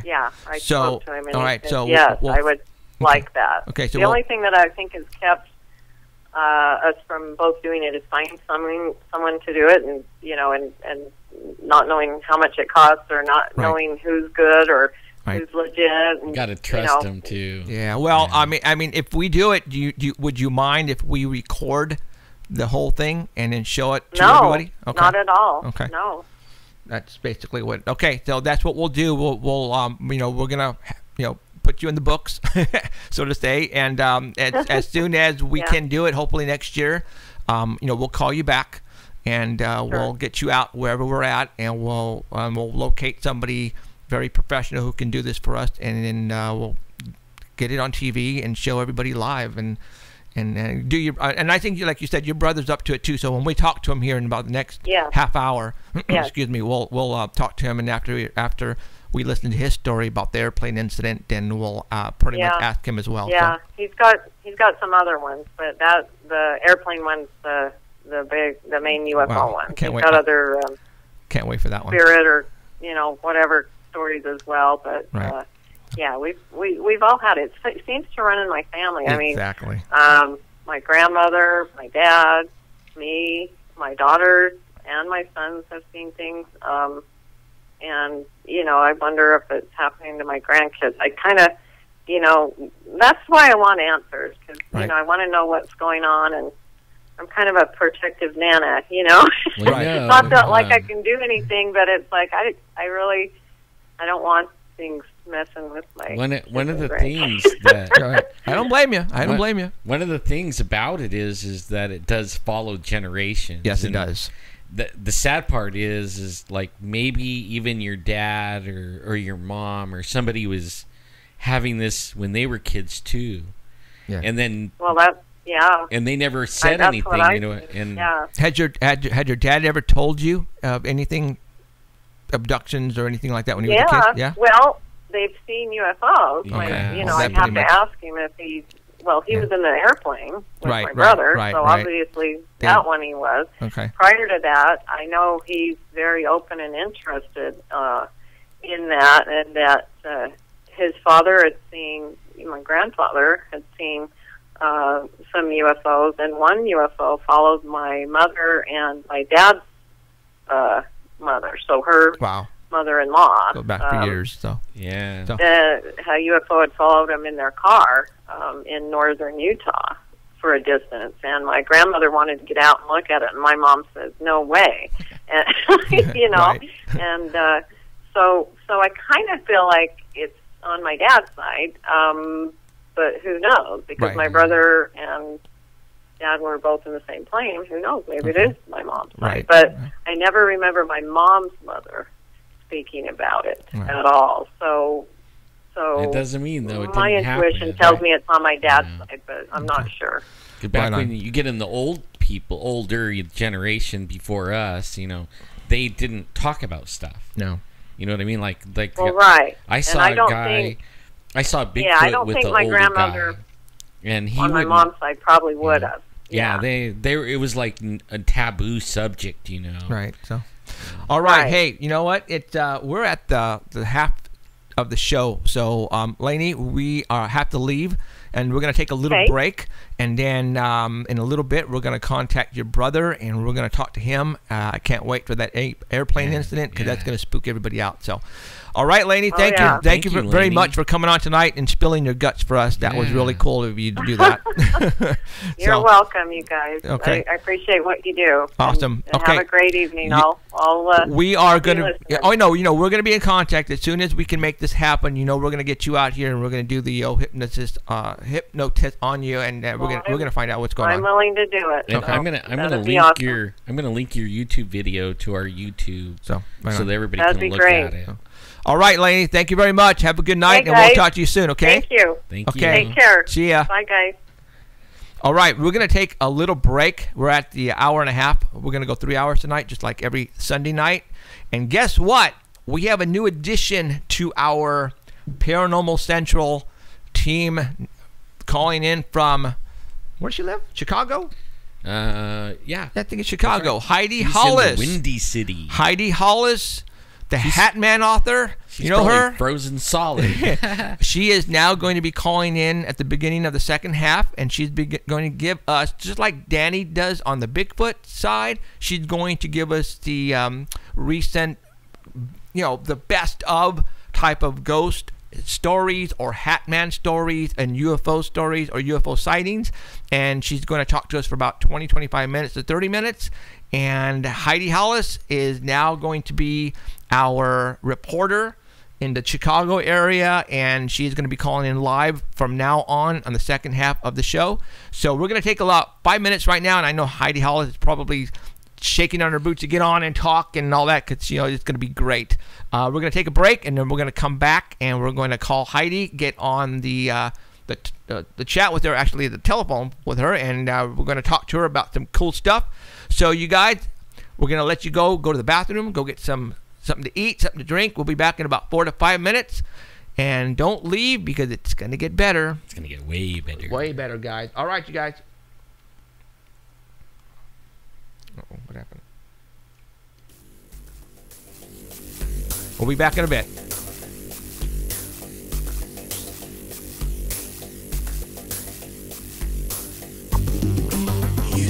so smart, hiding from the ones who know you.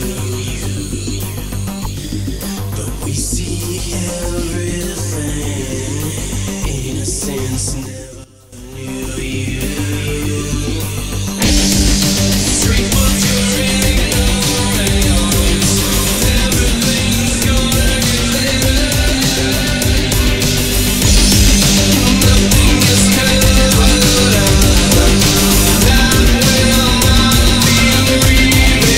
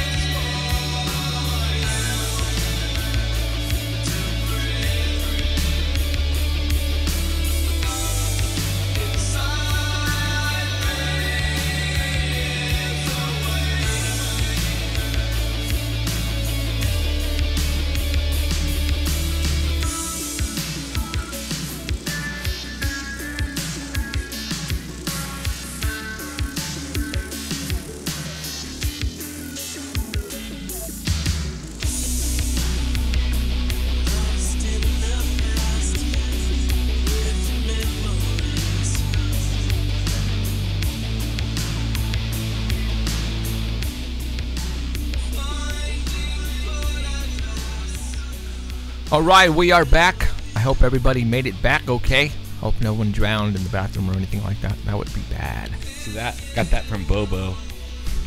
I decided I'd wear it tonight. Okay, hold on. For our new set. All right, we're going to go ahead and contact our new addition to the family, Miss Heidi Hollis from Chicago. She's probably in about 7 feet of snow. Can't see outside her window. But hey, that's what happens when you live in Chicago. Ah, man. She's ready to move to the West Coast. That's what she says. Yeah. Let's see. We had to bust out the band hammer. Heidi! She got me again. Hey! What happened? Hi, Heidi! What happened? What did you tell Emerald? Domino's Pizza or what? Oh, no. I told her, I said, no, I think you've got the wrong number. And then she paused, and I said, I did this to you before. Psych. Good stuff. That's funny. All right. Heidi, how you doing? Life is great, because now I'm sitting here with you guys. Right Yeah. on. So what? So seriously, is it like Snow City right now where you're at, or It's raining. raining? No snow? Yeah, No. it is raining. It was Arctic like last week, though, wasn't it? Oh, it was absolutely brutal. Like, it was so out of the ordinary. I have no idea what was going on. I mean, usually people could get outside in their shorts, about 50 or something like that. A couple good days left, but it's just been absolutely brutal. We don't know what the heck's going on. Now it's raining. Wow, that's crazy. Okay, well, you know what? For all those people who don't know who you are, let's introduce to the world Heidi Hollis, Paranormal Central's newest reporter and part of the team member, and tell everybody who you are, what have you been doing with your life, and why you like the paranormal so much. Go for it. Holy smokes, that's a whole lot. It lives in my shoes, and sometimes it trips me up in the shoelaces. How's that? There you go. I don't live with that. I always say I'm someone who has experienced a lot of odd things, someone who's been there, seen that, experienced it, freaked out, wrote about it, got some answers, and I'm trying to help other people understand this crazy world of ours. Right on. So, tell everybody about your books and all that kind of stuff. Come on. Oh, gosh, man. I've got books out there that are just going to blow your mind. No, The Hat Man. That's one of my more later books, as of late, I should say, that covers this topic that I kind of named, and very spooky stuff, true stories of this guy that just likes to show up and harass people. I don't get it. I don't know why he's doing what he's doing, but he's quite negative, quite awful, and the stories are varied, and they come from all over the world. It doesn't matter, where they're at, and this guy just shows up. So I've been trying to essentially, give people the down low on him and how to get rid of him and how to, get back to their faith in order to expel him out of their lives. Right so, on. That's the then key. I have a book called. I'm sorry. What's That's the key right there. Wait, you just said Oh, faith, amen. and that's your other book. It truly is. I mean, and it doesn't matter what kind of negativity there is out there. I mean, I don't care if it's a stinky, rotten, low-down alien. Invoking your faith always seems to help. Right. I can attest to that it's happened and that it works. So it's kind of cool. In my book, The Secret War, that's based on. It was the first book to be out there, naming the topic of shadow people. I'd not heard of it any place else, and started talking about it with the book in '97. And lo and behold, it's become a worldwide phenomenon. It's quite bizarre. And then I have Jesus is No Joke, my favorite book, based on Jesus encounters. Yes, I have experienced the man, and awesome, probably the coolest thing that I've ever experienced in my life. So, cool. I think it's important that people not shy away from the light when the dark is just raining down on them, and not just like what it's doing here in Chicago. Right. But just to keep it real. And then I have Diary Blog of the Fickle Finders. I'm a cartoonist, so I created a children's graphic novel series. I shouldn't say children's because I only hear back from adults, because who reads comics are grown men, so it's all good. I love it too. So, and it's just kind of these kids that are looking into odd topics. No matter what it is, it's kind of covering the same topics that I cover in my regular books. And then I have picture prayers based on praying in pictures, essentially. Cool. And a lot more going on. I got other books that are coming, and I'm just trying to find the right moment to just lay it out there. Right on, right on. Now, having fun. Awesome. Okay, well, you know what you're going to do for us is, you know, there's so much in the world going on. Obviously, we have Danny, who is the Bigfoot guy, and he has enough on Bigfoot, Sasquatch, you know, that he pretty much has so much to do with Bigfoot that we're going to leave him alone with Bigfoot. We needed Right. we needed somebody now to come and pretty much bring us what's going on in the UFO, you know, world and in your area of spirits and, you know, the Hat Man, that type of situation. Because, you know, it's hard for us to go out there and because we're really busy people. And I think that's the reason why, you know, we needed to bring you in as part of the family because we needed somebody professional, somebody who's been out there, somebody who a lot of people know already and trust. And that's why you're here. So, Awesome. so now what we're going to do is we're going to let you pretty much just give us what you found in the past. I don't know. Now, the stories that you're going to tell us is a combination of what? Go ahead and tell us what. Oh, boy. I'm going to keep it. I'm going to always surprise you guys because I like mixing it up with, you know, more recent stuff, including things that are just fascinating that happened in the recent past or the far past because it's all relevant. I think it's all interesting, and I think it's all adds to our knowledge. So I'm going to touch a little bit on UFOs, and I also have something on the celebrity angle that I think will shock you guys. So, all right, this first one, UFO bit. Now, this is fascinating. I gave you guys the link to this, but in August in Harrisburg, Pennsylvania, there was a woman named Stephanie Wilkerson who caught the coolest looking thing on video, and she watched this thing for 20 minutes. And then she finally ran in and got her camera and told her neighbor, you know, these lights are doing something odd outside, and they're kind of moving and shifting. And the cool part is she's watching this, and she's like, I'm scared to death. I'm scared to death. She called 911. The police came. They were like, I am seeing what this woman is talking about. And he called for backup to go check it out, too, and then also called the National Guard and the airport to confirm any aircraft in the area. Wow. And lo and behold, it was indeed confirmed to be a UFO, unidentified, okay? So. Cool. Right on, right on. That is At weird. at least they went to the proper channels, you know? Yeah. Don't you love it when, like, ordinary people, like, get the attention of the media? Us people don't get a whole lot of attention, but, like, a regular lady sitting on her porch, oh, my goodness, you know, everybody, I mean, she was on Good Morning America for crying out loud. Right, right. So it's just like, that's not fair. I actually remember that 'cause the video was all over the place, and as a matter of fact, the girl I believe who was talking about that story is from Fresno. The reporter, yes. Oh wow! I'll have to play it for you anyway later. So okay, all right, that's awesome. All right, that is, and you know, and it's. You know, I'll tell you guys something real quick, too. It's like, when it comes to these people that see these things like that, I think it's awesome to get backup like that. You know, get some confirmation and say, hey, you know, something's lingering. You know, are the Russians coming in to finally do us in? You know, just to get some confirmation isn't a bad idea. So I recommend that people should definitely do that sort of thing. So, awesome. This next one, you guys are going to really get a kick out of. Okay. Celebrity bit here. Bill Cosby. Mermaid. Mermaid. You hear me? Yep. Mermaid. Okay. Okay. Wycliffe Jean, who is of the Fugees. Right. Group. You guys know that? Yep. So he grew up in Haiti, son of a preacher, grandson of a voodoo priest, and he at one point tried to learn white magic because his grandfather was a voodoo priest, and he said he actually tried to command a pencil to turn into a serpent. It didn't quite work.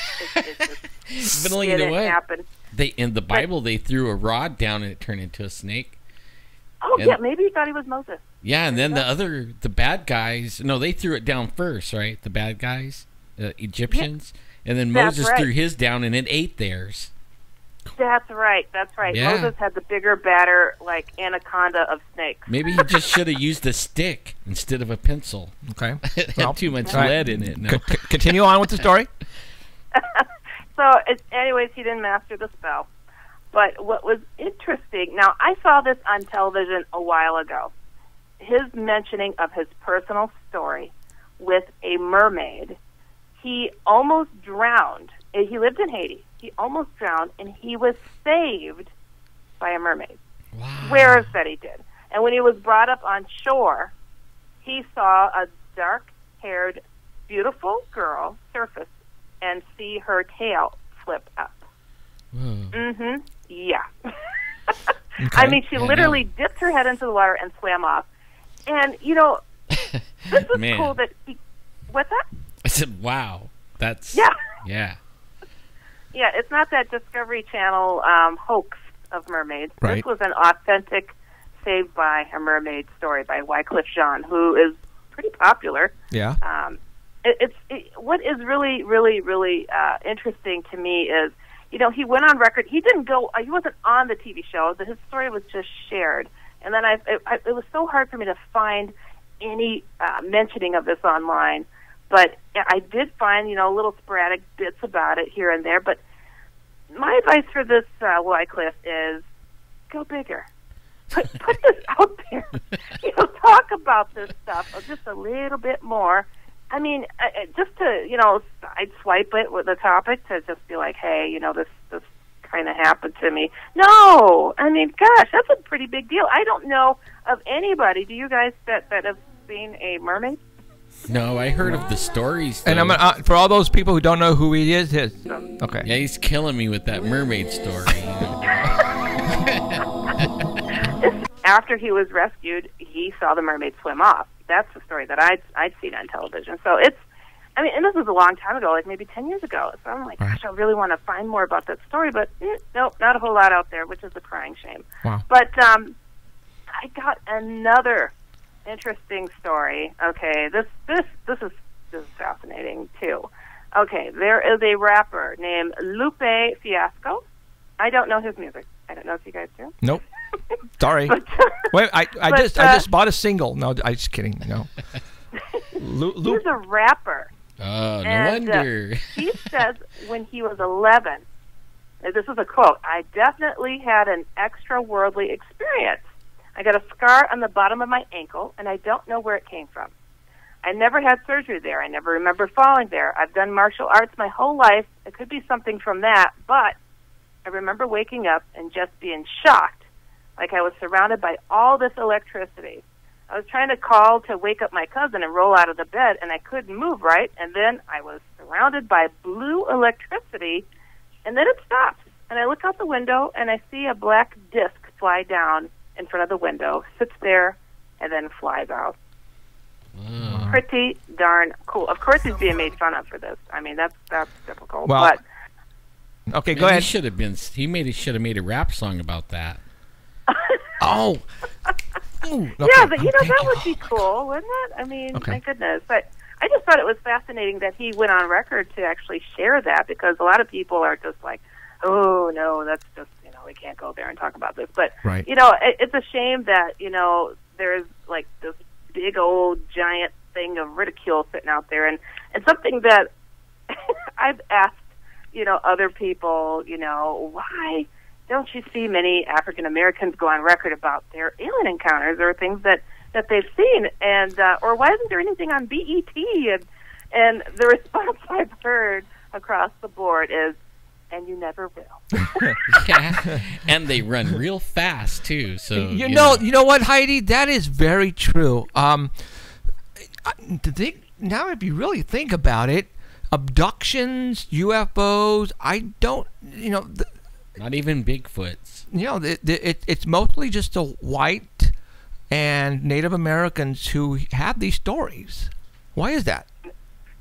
You know, I can't help but to think that, you know, there's just a little bit more freedom in the culture, maybe. I mean, I don't know. I find that Caucasian folks are willing to adapt and adopt a lot of different things, into their own culture, and it maybe that's just a little bit freer as far as that's concerned. Well, they have I'm not maybe sure. they let their imagination run around, more than the other.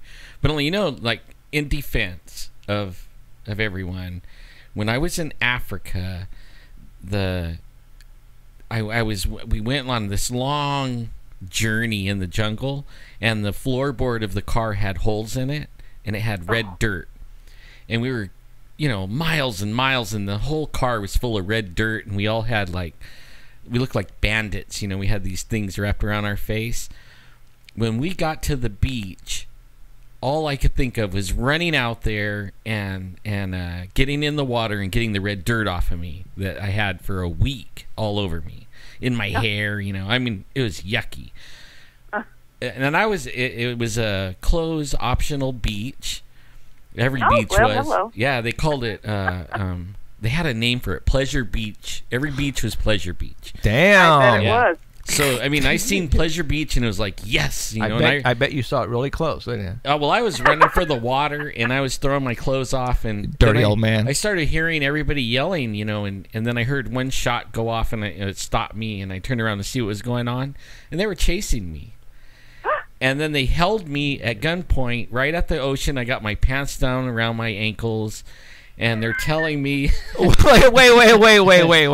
Were they already down when you were running, or did they fall down? I was like kicking everything off as I went, and when I stopped, my pants fell down, and I looked, and they had a gun at me, so, I just froze. But they told me that I couldn't go in the water on Tuesday. They said, no, you can't go in the water on Tuesday.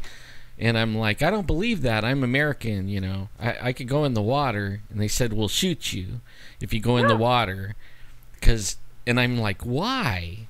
Change your beliefs suddenly? Why can't I go in on, what about this Tuesday? What is it with that? Can I go tomorrow? Yeah, come back tomorrow. I'm like, well, how come not today? And they told me the voodoo witch put a curse on the water only on Tuesday. If anyone touches the water, puts a boat in the water, puts a line in the water, or gets in the water, the fish will go away for a whole season and they'll starve to death. Oh. And they would shoot me right there if I touched the water, and they seriously were serious.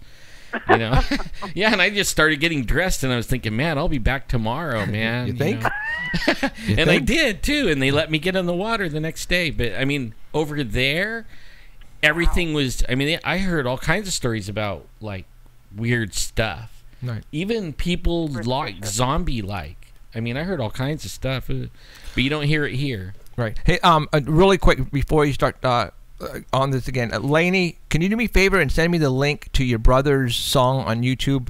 Thanks. Email it to me. Thanks. Bye. Oh, bye. Okay, go ahead, Heidi. All right. How many more minutes do we have left? You're cool. Go ahead. Go ahead. Oh, okay. All right. I've got an email that was sent to me. One of the things that I really love to do is to give people odd advice about odd things, of course, because it's like, it just needs to be brought out, and, somebody that's been through some stuff, I figured, all of us could sit here and chew on this and give this person some advice. So, it says, Dear Heidi, that's me. Hi, when I was around the age of 13, I woke to a tall man with a top hat, suit, and a beard. I don't remember the eyes. I screamed for Mom. Dad did not believe in the supernatural. I covered my head and waited for my mom to come. She didn't see anything and have not seen it since. Now I'm 50 years old, and my son, who's 24, has had encounters waking up seeing a lizard head man.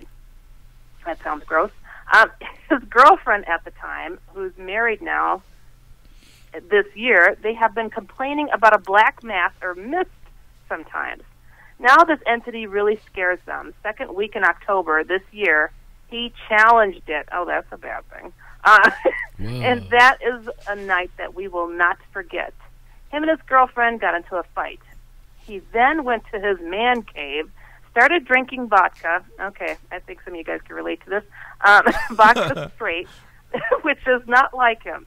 He stumbled to bed. My boyfriend went to go talk to him, and there was no response. He told me I went to check on him, and he was foaming at the mouth and not responding. Oh, that's not good.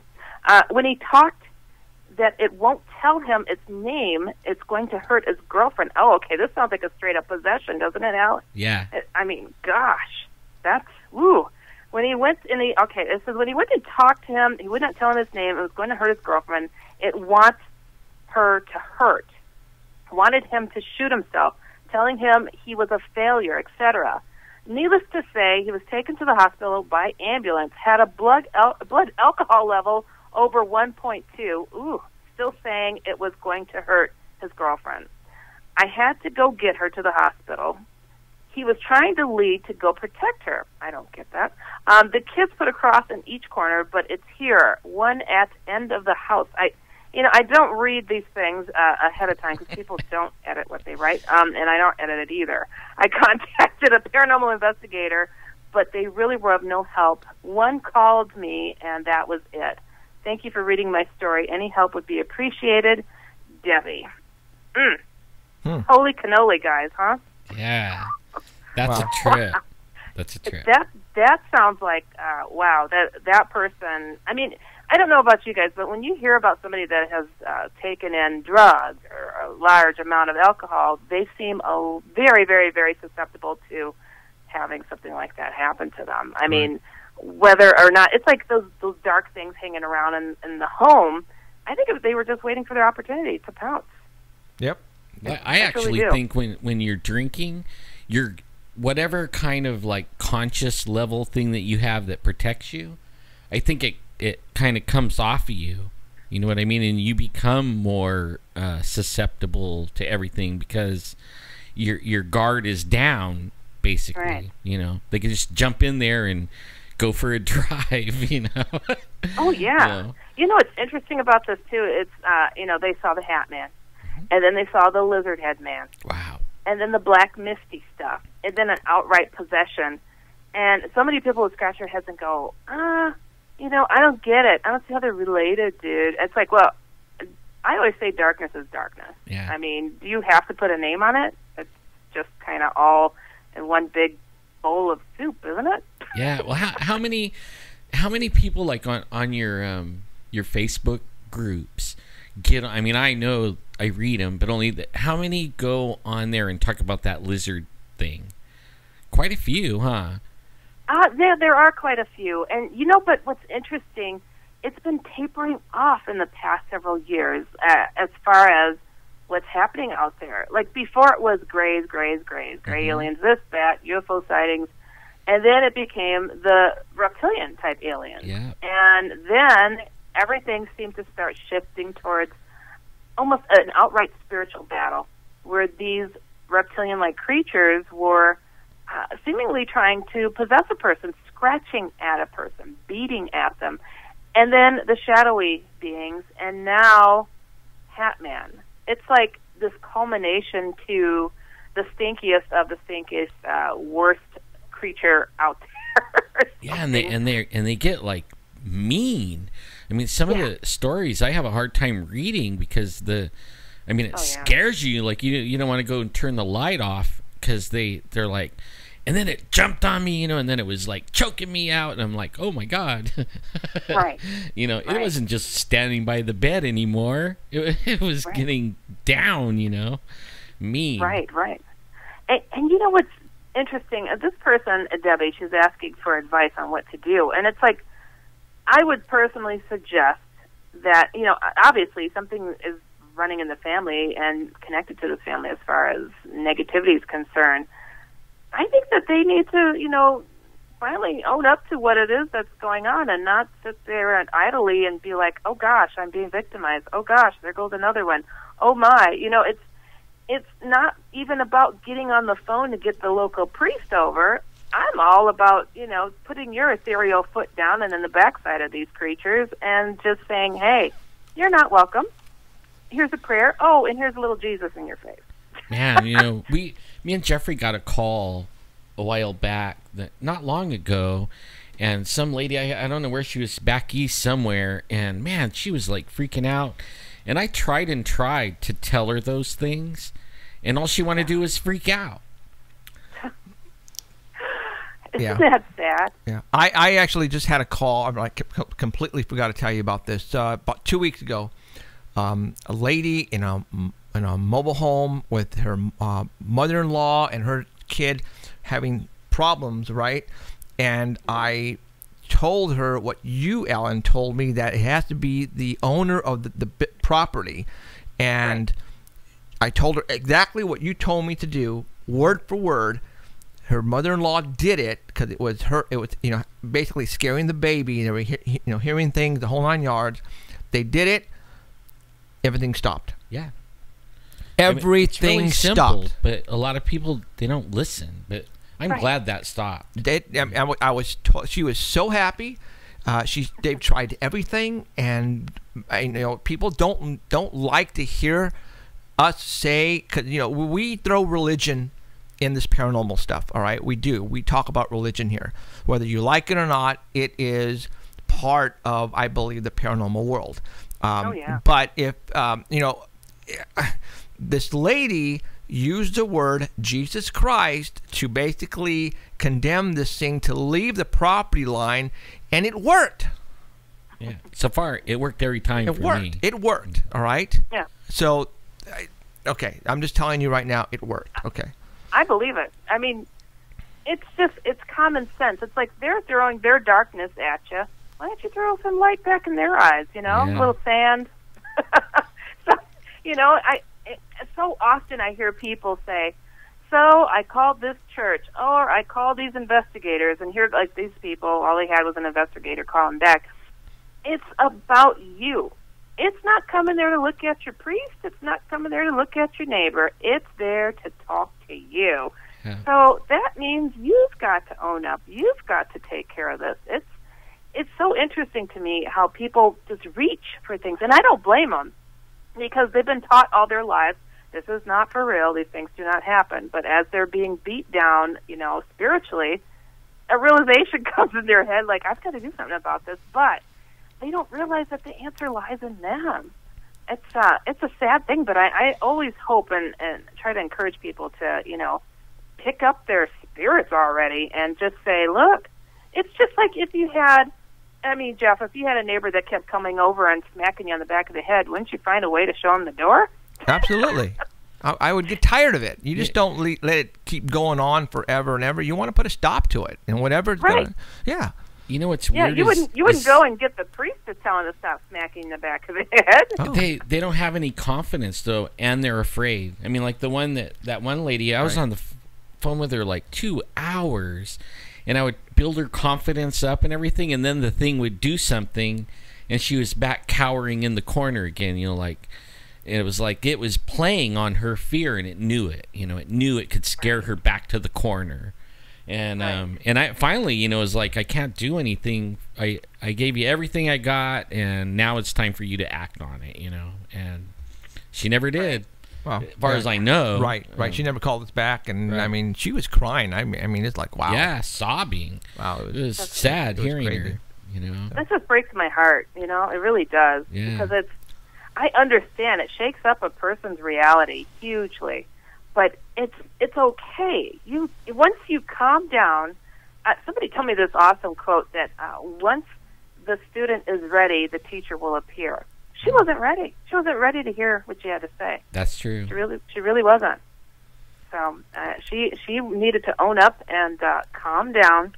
I mean, we've all been cowering in a corner at one time or another from these paranormal creatures. I know I have been. Hey, I'll run from a Bigfoot right now.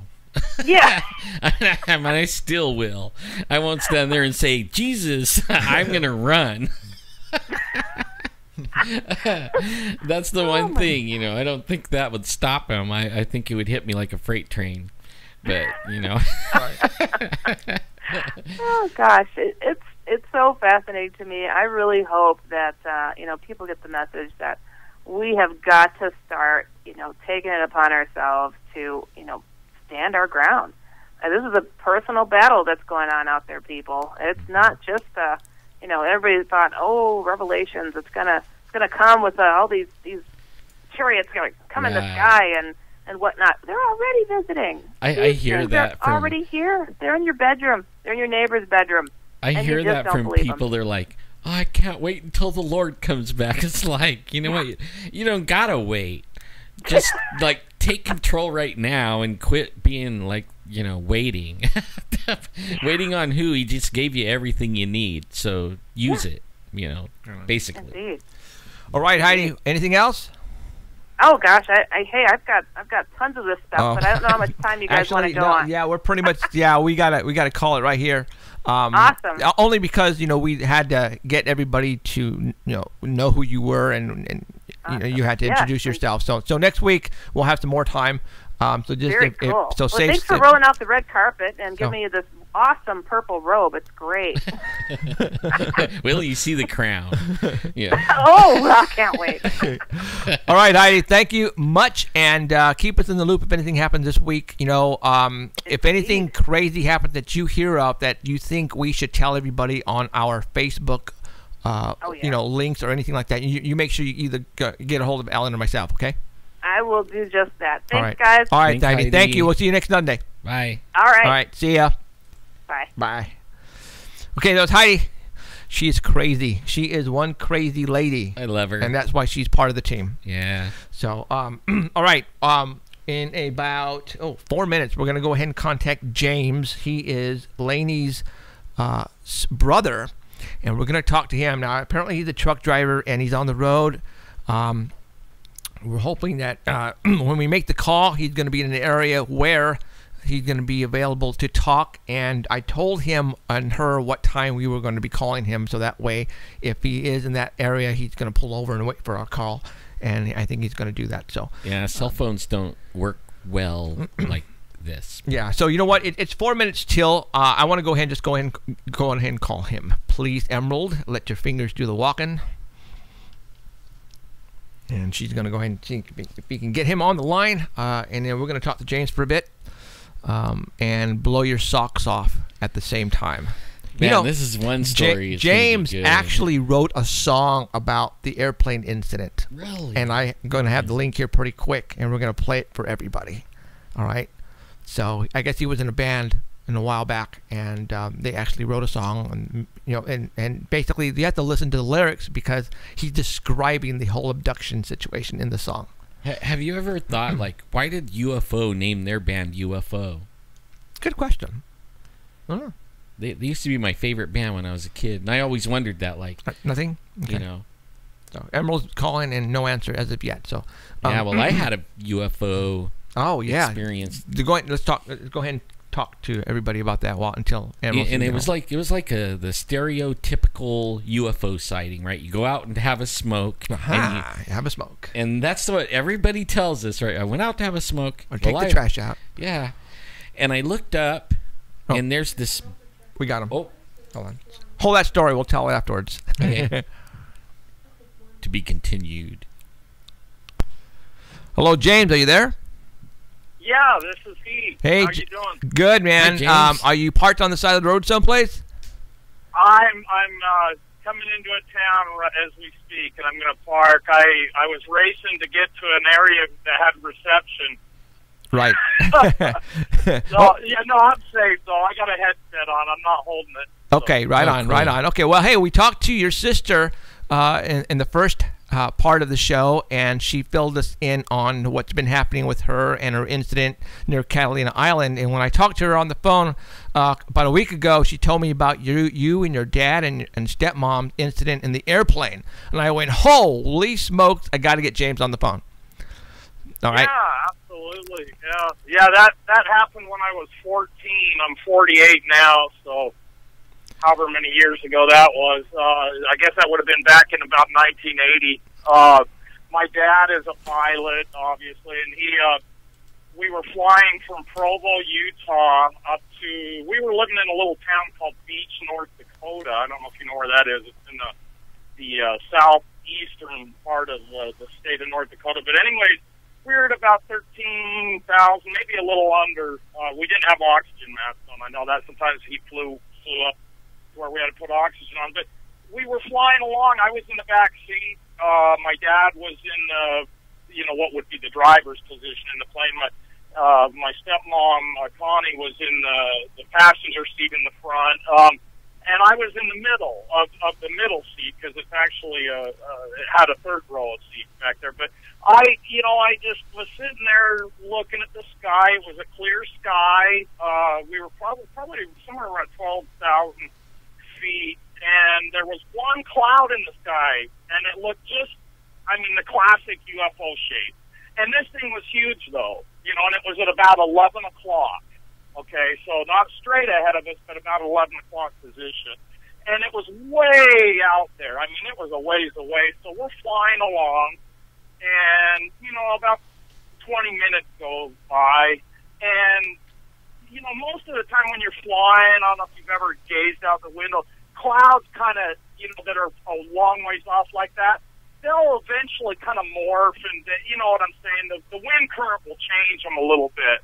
And this one just never changed. It just stayed in that perfect, classic saucer shape, And again, that was huge. So as we're getting closer, we're within a couple miles of it now, and this thing was huge. It was getting bigger as we're getting closer.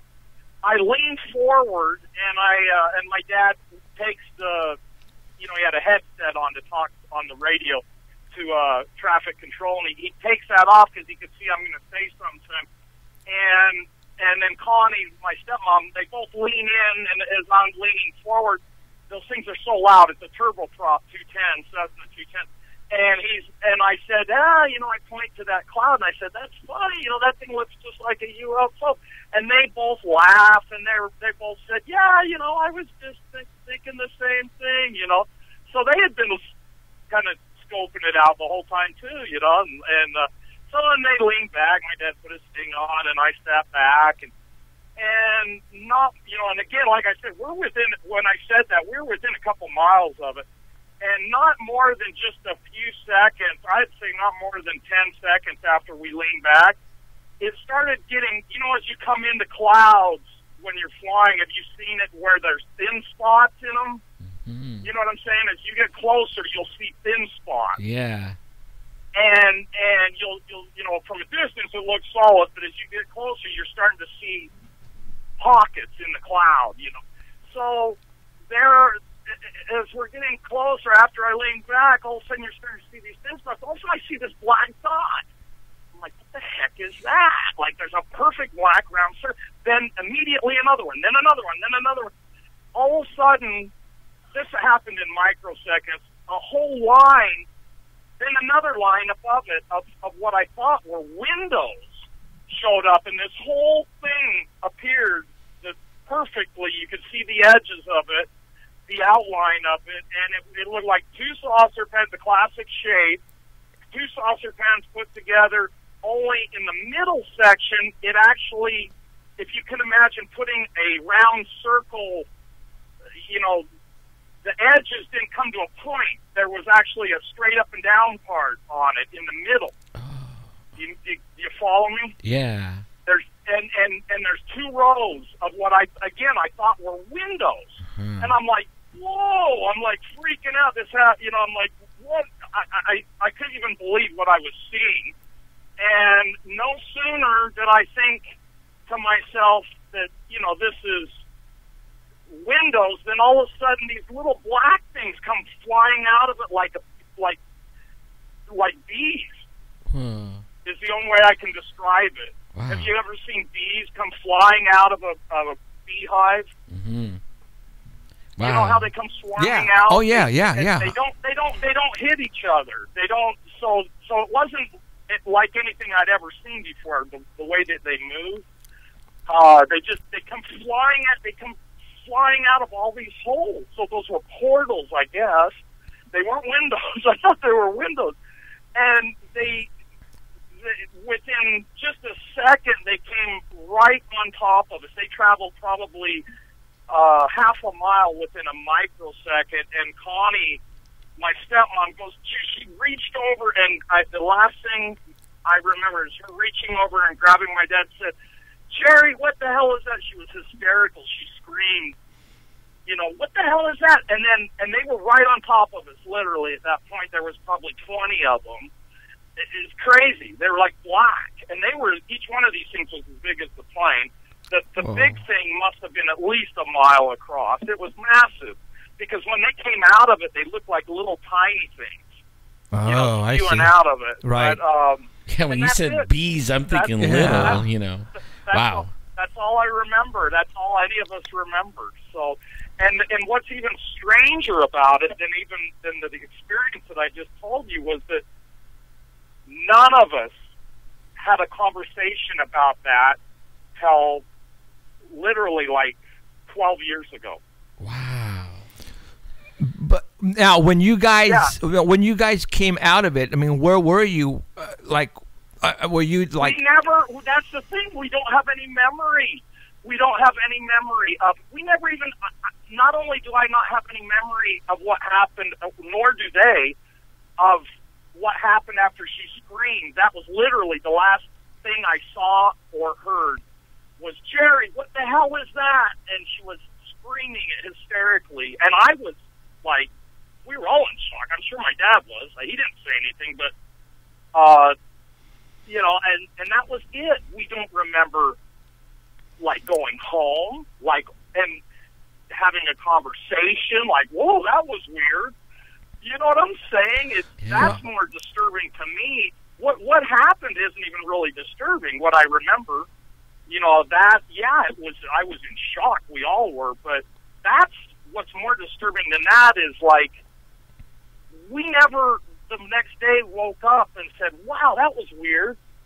I don't even know how we got home. I mean, obviously we got home. Wow. And the plane got in the hangar. So you mean... You know what I mean? Back you mean in like... North Dakota, it's bizarre. Guys... If they weren't with me, if those two people weren't with me, I would have thought that this whole thing was a hallucination or a dream. So you guys are in the plane. I would have rationally, my rational brain, I'm a rational person, I would have absolutely convinced myself that this was some figment of my subconscious, you know, like a memory, a glimpse of a dream or something. You're in the plane, and then you wake up the next day at home? We don't, I see, that's the thing, I don't have a point, and neither do they, where I can say, okay, this is the next thing I remember. I don't have a point like that. Wow. I don't even remember moving from there. And I know we did. Yeah. Of course, I was 14 at the time. But, you know, I would have to ask my dad or Connie, you know, what is the first thing that you remember after that? Because they don't remember how we got home either. I know that. We've had that conversation. Whoa. It's just... It's bizarre. Wow. It's really bizarre. And I've never told, you know, I've only told my closest friends about it because it's hard to believe. You know what I mean? It's unbelievable. It's hard for me to wrap my mind around it. And if they wouldn't have been with me, I couldn't believe it myself. Right. I would have, you know what I'm saying? I couldn't believe that happened. Number one, I mean, I have an open mind. I believed in UFOs. But I had no idea that they could be that big. Right. You know, number one, that blew my mind. And then again, the whole paranormal experience aside, you know, the thing that really is disturbing to me as a 48-year-old man is I want to find out what happened. Right. You know what I mean? Like what? And is the memory thing a byproduct? Is that a byproduct of the electromagnetism, you know, of how these things work? Or is it the shock that our minds can wrap around it? But why would we not talk about it later? I don't... We never even had a conversation about it. I'm the type of person, I would have called up every one of my best friends, especially at that age, and I would have said, you have no idea what just happened to us last night. You know what I mean? You know, that isn't like out of the ordinary what you're saying. I mean, like when we talk, like those guys that got abducted at Courtright, the very next day, I mean, they woke up. The last thing they remember is something coming at them, like what you said, and then they wake up the next morning, and then they didn't talk about it. Remember, and almost like every story we get, the people don't talk about it. It's almost like they were programmed to not talk about it. Right. Now, have you experienced anything to do with UFOs before that incident? Not to my knowledge. Okay. Wow. You know, nothing that I can recollect. I did have something after that. Now, what happened afterwards? Years later, you know, fast forward from that happened when I was 14. When I was 20, oh my goodness, it was sometime I was working for UPS, driving at night between Tonopah, Nevada, and Austin, Nevada. So you go out through Big Smoky Valley, out by Round Mountain, Nevada. There's absolutely nothing out there. There's a gold mine out there and a few ranches. But anyways, I was on my way. It was a graveyard run. It was sometime between the age of 21 to 27 is when I worked there. And I couldn't tell you exactly the year, but I was driving out to Austin, and I saw after I passed Round Mountain, I remember I passed the mine, the Round Mountain Gold Mine in the town of Round Mountain. There's a little place out there called Carver's, and I remember going past that, and that's the last light that you usually see, or at least at that time that you saw. I mean, there may be more lights out there today, but I noticed some lights down a few miles down the road, and I'm like, wow. They were very bright blue lights, and there was two really, bigger blue lights kind of on a vertical diagonal, like one up on the right and one down lower on the left. And then there was two smaller, blue lights, kind of, the left one was on top and kind of contrasting them, you know what I mean? Like an X pattern. The two, they're both on angles, so there's two big ones and two small ones, kind of creating like an X pattern. But they were more vertical than horizontal, if you know what I'm saying. They were kind of like in a vertical alignment. And as I'm approaching these lights, they're so bright that it's illuminating the desert. Wow. I mean, it's literally illuminating the sagebrush for probably a quarter of a mile.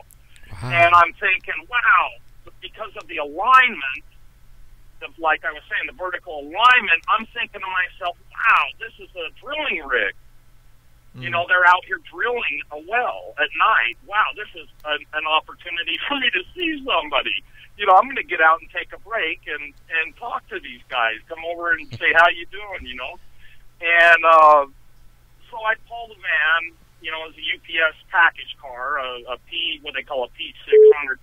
I pull it over as I'm approaching, I'm kind of dumbfounded because before I even stopped the van, I realized that everything is illuminated, but I'm not seeing the truck.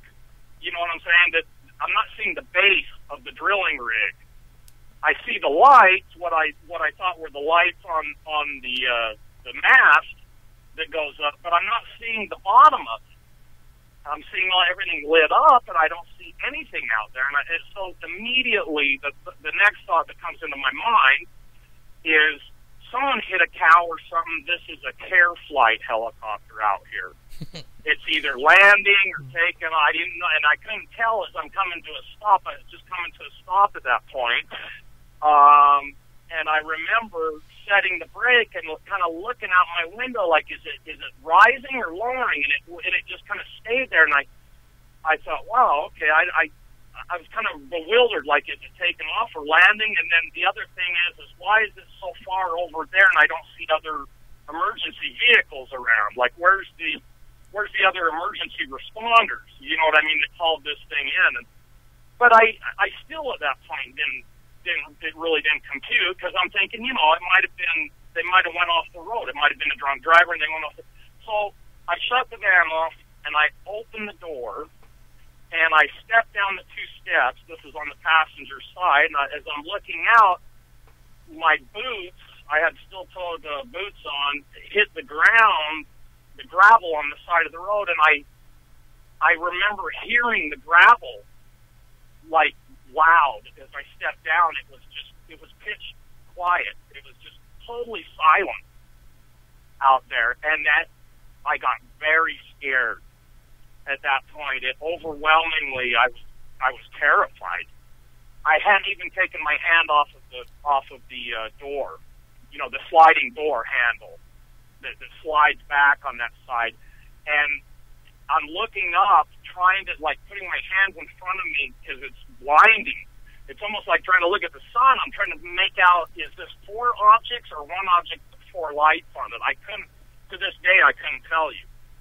But they had a bluish hue to them, and there was absolutely no sound whatsoever. And I was within 200 feet of these things.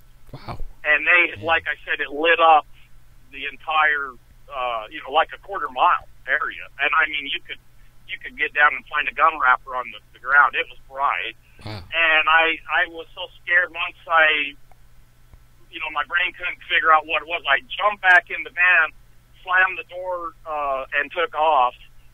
Went down the road about a quarter mile, and then a car passed me coming the other way, which wasn't that unusual for out there, but it was the timing of it. I was like, oh my God, there's another person. And if I see their brake lights go on, I'm going to turn around. I'm going to go back there and we can both look at it together. You know, this was before cell phones. We carried around cell phones and cameras and stuff. And, you know, I thought then maybe I won't feel as vulnerable. We could have 2 people sit here and look at this together and see what is it? You know, what's going on here? And their brake lights went on, and before I could get that van turned around, you know, it's kind of a big van. It's got dualies on the back. It's long. I had to pull around, pull forward, then back up. Before I could put it in forward and take off, they took off like a rocket. Their brake lights went off, and they were out of there. I mean, they accelerated off. You know, they probably mashed it as fast as it would go. They were gone. So I couldn't catch them. I know that in the UPS net. So I went ahead and turned my wheel the other way and just kept going. And I remember looking in my mirror the whole time like it just didn't following me. But that's the only other experience I've had. And in neither one do I know what they were, really. I mean, the one was clearly a UFO. I mean, right. you know, it's truly an unidentified. Both of them were unidentified objects, but the one was classic saucer shaped, and whatever the small ones were they actually. It was weird. I was surprised on the smaller ones that came out of the big one. The sides of them kind of angled down. It was weird. They kind of like had. I'd have to draw a picture for you, but they weren't the classic saucer shape, the little black ones, which weren't that small, really. Like I said, they were the size of our plane. Wow. You know, a Cessna 210 is a pretty decent-sized plane, but anyways, that's the only 2 experiences, really, with UFOs that I've had. With you in the UPS truck and that incident, did you remember of any missing time? You know, I don't recall any missing time with that. I don't recall anything unusual about it. You know, I really don't. I know that I didn't say a word to the guys that I met out in Austin because I knew they would think I was crazy. Right. You know, I just kept my mouth shut and did my job, and I just never really talked much about it. You know, to anyone. Right. I may have told my ex-wife about it. You know, my wife at the time. I would have to ask her. Okay. You know, if I said something to her the next day. So I don't recall any missing time though. There wasn't anything unusual about that one that I'm aware of, as far as like not talking about it for a long time, like the one that I told you about with my dad and right. That was really wow. Now, really bizarre. We talked to your sister a little while ago, and she is up to get we're almost to the point where we're going to get a TV show, and once we do, and we have a budget, Lainey, your sister already said she would like to get hypnotized to figure out what happened to her. And the incidences with abductions and the UFOs and all that kind of stuff. And I was wondering if you wanted to get hypnotized about the airplane incident and figure out what really happened. Absolutely, I absolutely would love to be hypnotized. Okay. And I whatever comes about of that, because I want to know what happened. I feel I don't know what happened. You know, I want to find out.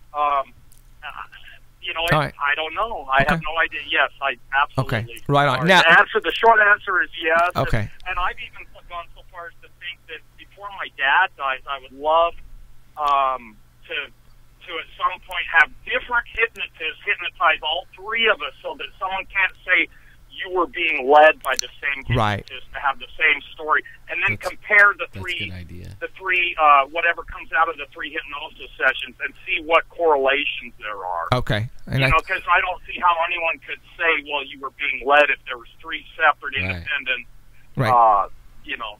But anyway. Now, obviously, the airplane incident was really big on you, and your sister sent me the link. You were in a band, and you actually wrote a song. I did. What was the name? What was the name of the band? The name of the band, which I didn't name it, is the guy I was with. It's called Unblessed. I'm not, you know, it kind of has weird connotations with it. You know, we're not devil. I'm a spiritual person. Actually, we're all spiritual people. They came up with that name. We were a lot younger. And that was just kind of like a cool name. It's a marketing thing. Yeah. Okay. But anyhow, yeah, I did. Okay. Well, right. Well, you know, after we speak to you tonight, I'm gonna let everybody hear it, because pretty much I listened to it last night, and the lyrics are. It's your story on the abduction and the airplane story. So I want everybody to hear it, so that way, because you know, you could definitely feel, you know, yourself in your predicament in this song. So. I thank you. Yeah, I'm glad that I could portray that. You know, that comes over, because, hey man, it was, you know, I have no idea how this has influenced, to the extent it's influenced my life. You know what I mean? I don't know what they're doing. You know, who knows what it is, what they are. I don't recall. I would love to be hypnotized and find out what happened. But yeah, it's intense. All right. It definitely has had an impact. And the weirdest thing, you know, the biggest impact that it's had, again, I have to emphasize one more time, is that none of us even talked about this for like 25 years. Wow. That's not unheard of. That to me is like, what? Oh, okay. Then what finally made this incident come out in the open? Who was the first one to bring it up? I have no idea. I would have to ask I'd have to ask my wife now that I'm with when I started talking about it, because I know that I had told her. Like, you know, I had this incident one time, I think is how I brought up, but I'd have to ask her. Okay. You know, like, how did I bring this up to you? Right. And then it wasn't until we were together, I know that we were over at my dad's house one time, and I brought it up to them, and that was the first time that we had talked, even had a conversation about it. We had never even talked about it among ourselves. I never, and neither did they.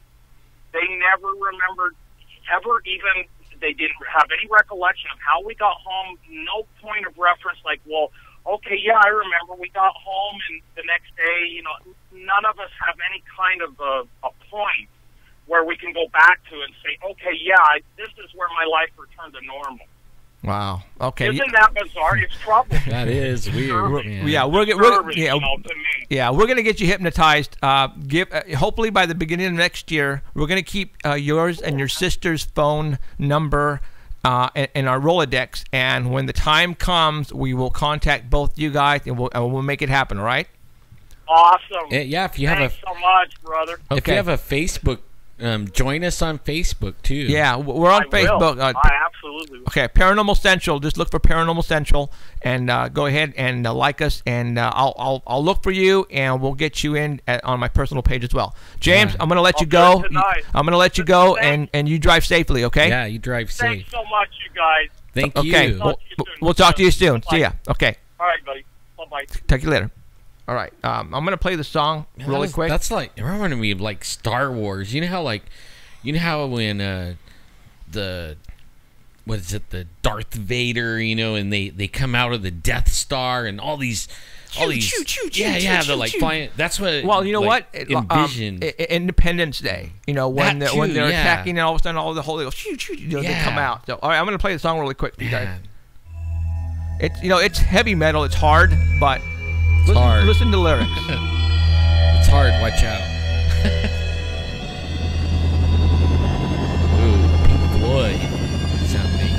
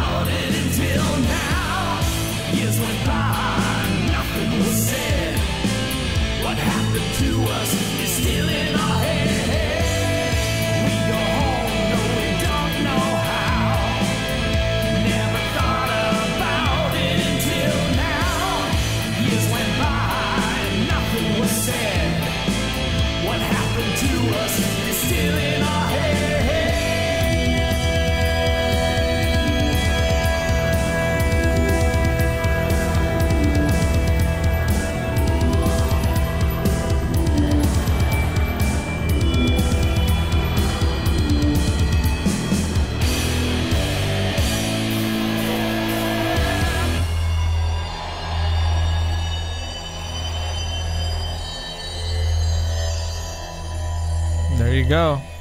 I mean, just by listening to the lyrics, dude, that's something happened to him. I mean, you can feel it. You can feel it. I felt it. I mean, when I listened to it for the first time last night or the night before, when she sent me the link, I went, "Whoa!" Like it's still in his head. Yeah, and he wants to find out what regression. He wants regression, and you know what? We're going to make that happen. And I think they're going to allow us to actually put this on TV. To be honest with you, if I will actually fork up the cost. I'll get them out here. I'll fly them out here by the beginning of next year. If we're not signed yet, I will get them out here, and we'll do it ourselves on this show, guys. All right. Wow. Yeah. We have on Easter Sunday, we have a massive party where all of our families get together on the church grounds in Sanger. And we've been doing this for years and years and years. And this was about 2 years ago. One of my cousins, and I mean we have hundreds and hundreds of cousins, came up to me and told me that they lived in Parlier or Delray when they were younger. And they were out in the ranch, and all the brothers and sisters were underneath this big tree. And this big UFO came over and hovered over the tree. And they all looked up at it, and that was the last thing they remember. Okay.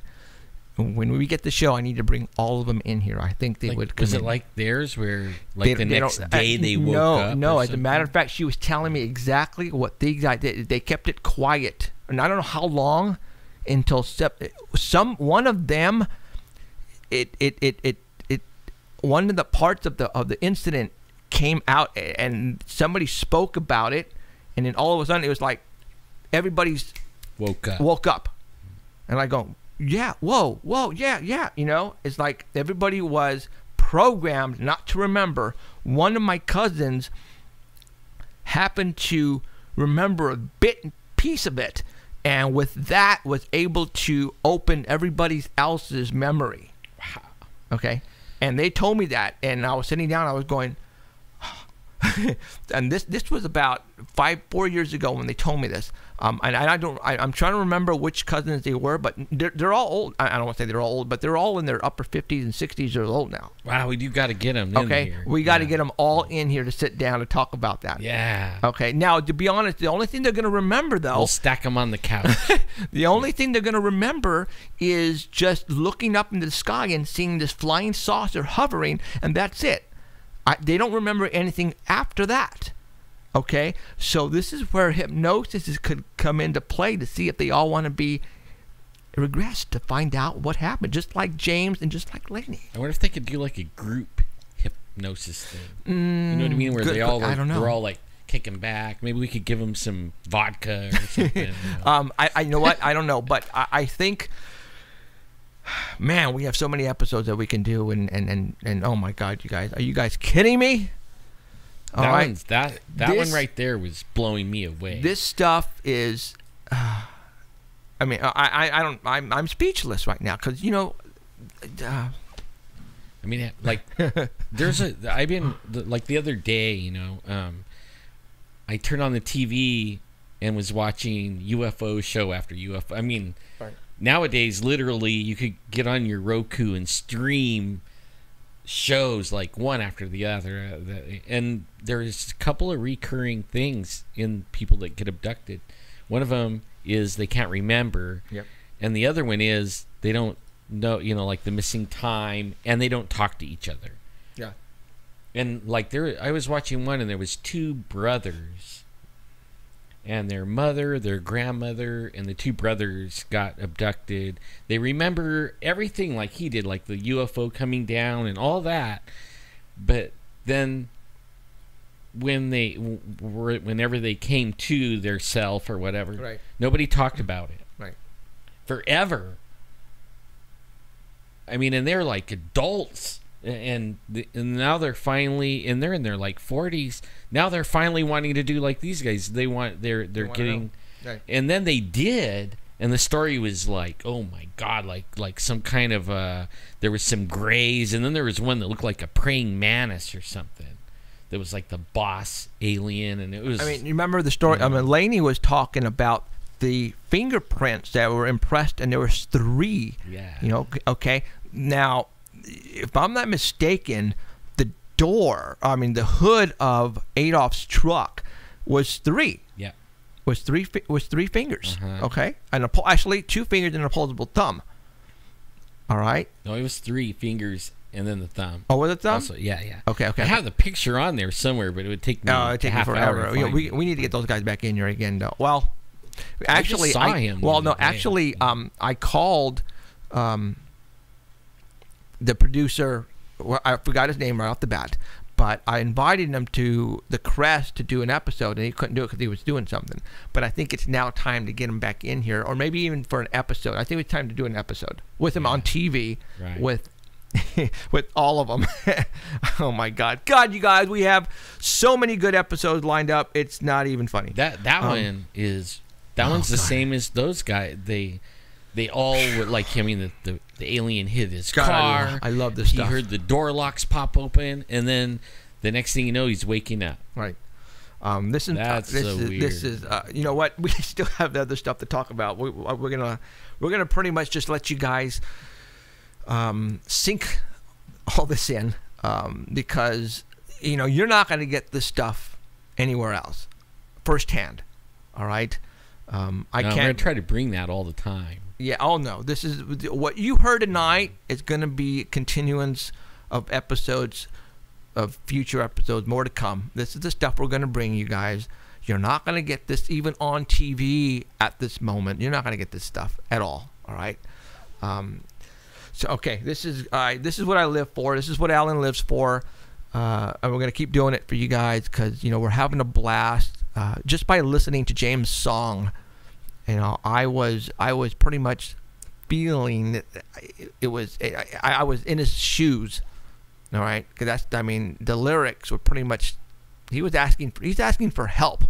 That's what he's doing in that song. He's asking for somebody to please help him find out what's going on, whatever it is that's in his head, and it needs to be taken out. And hopefully by regression and hypnosis, we can do that for him and Lainey and find out what's really going on. Because it's a family ordeal. It looks like it's been going on for a long time.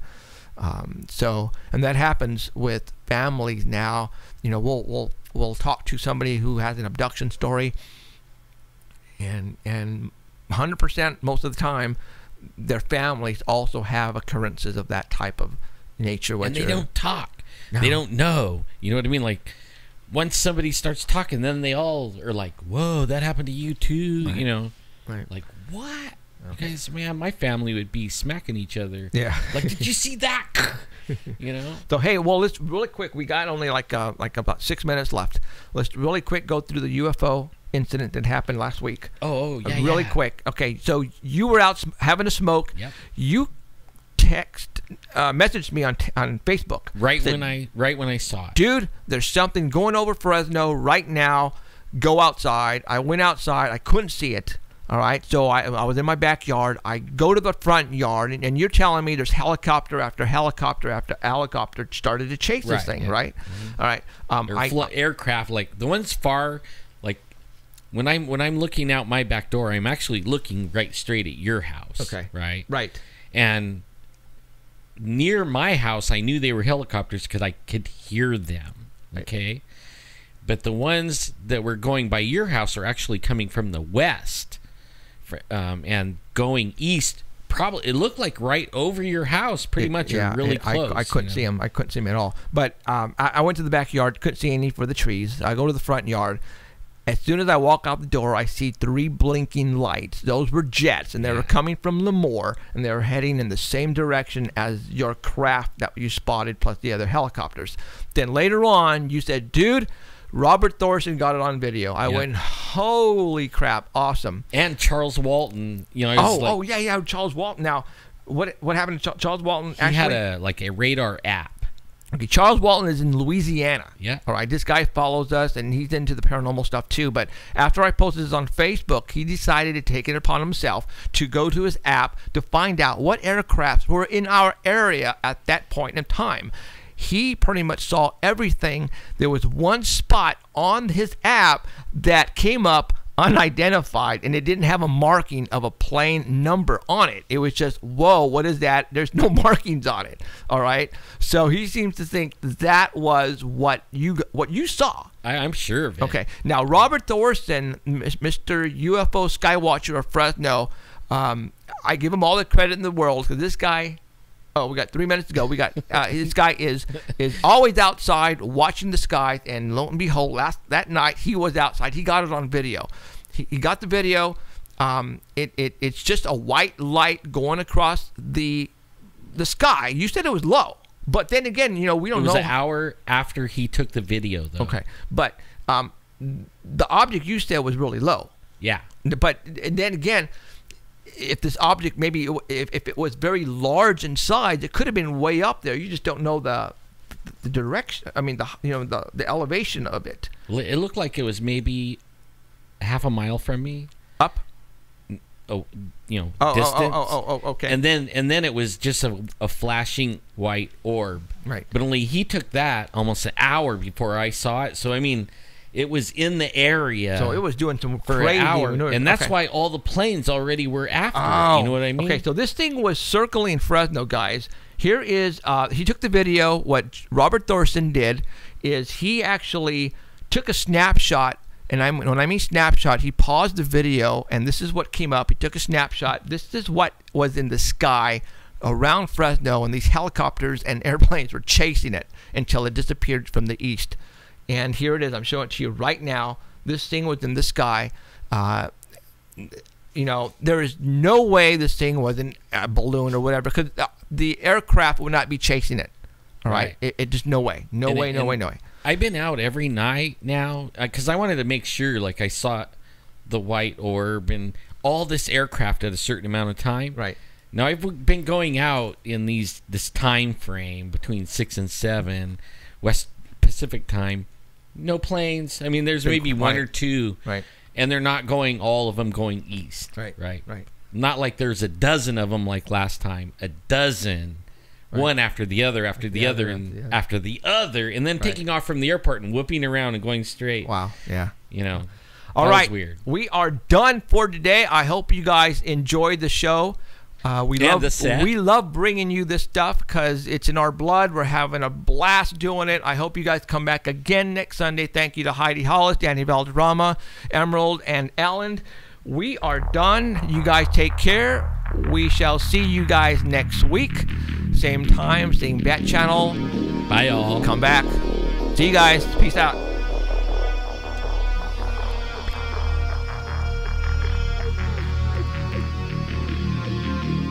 You have been listening to Paranormal Central with Jeffrey Gonzalez and Alan Thomas, broadcasting worldwide at paranormalcentral.net and on artbell.com. Stay tuned for next time. Remember to keep your eyes to the skies, and we hope you witness something you cannot explain. I'm looking for you, you're looking for me. We have to decide what it will be.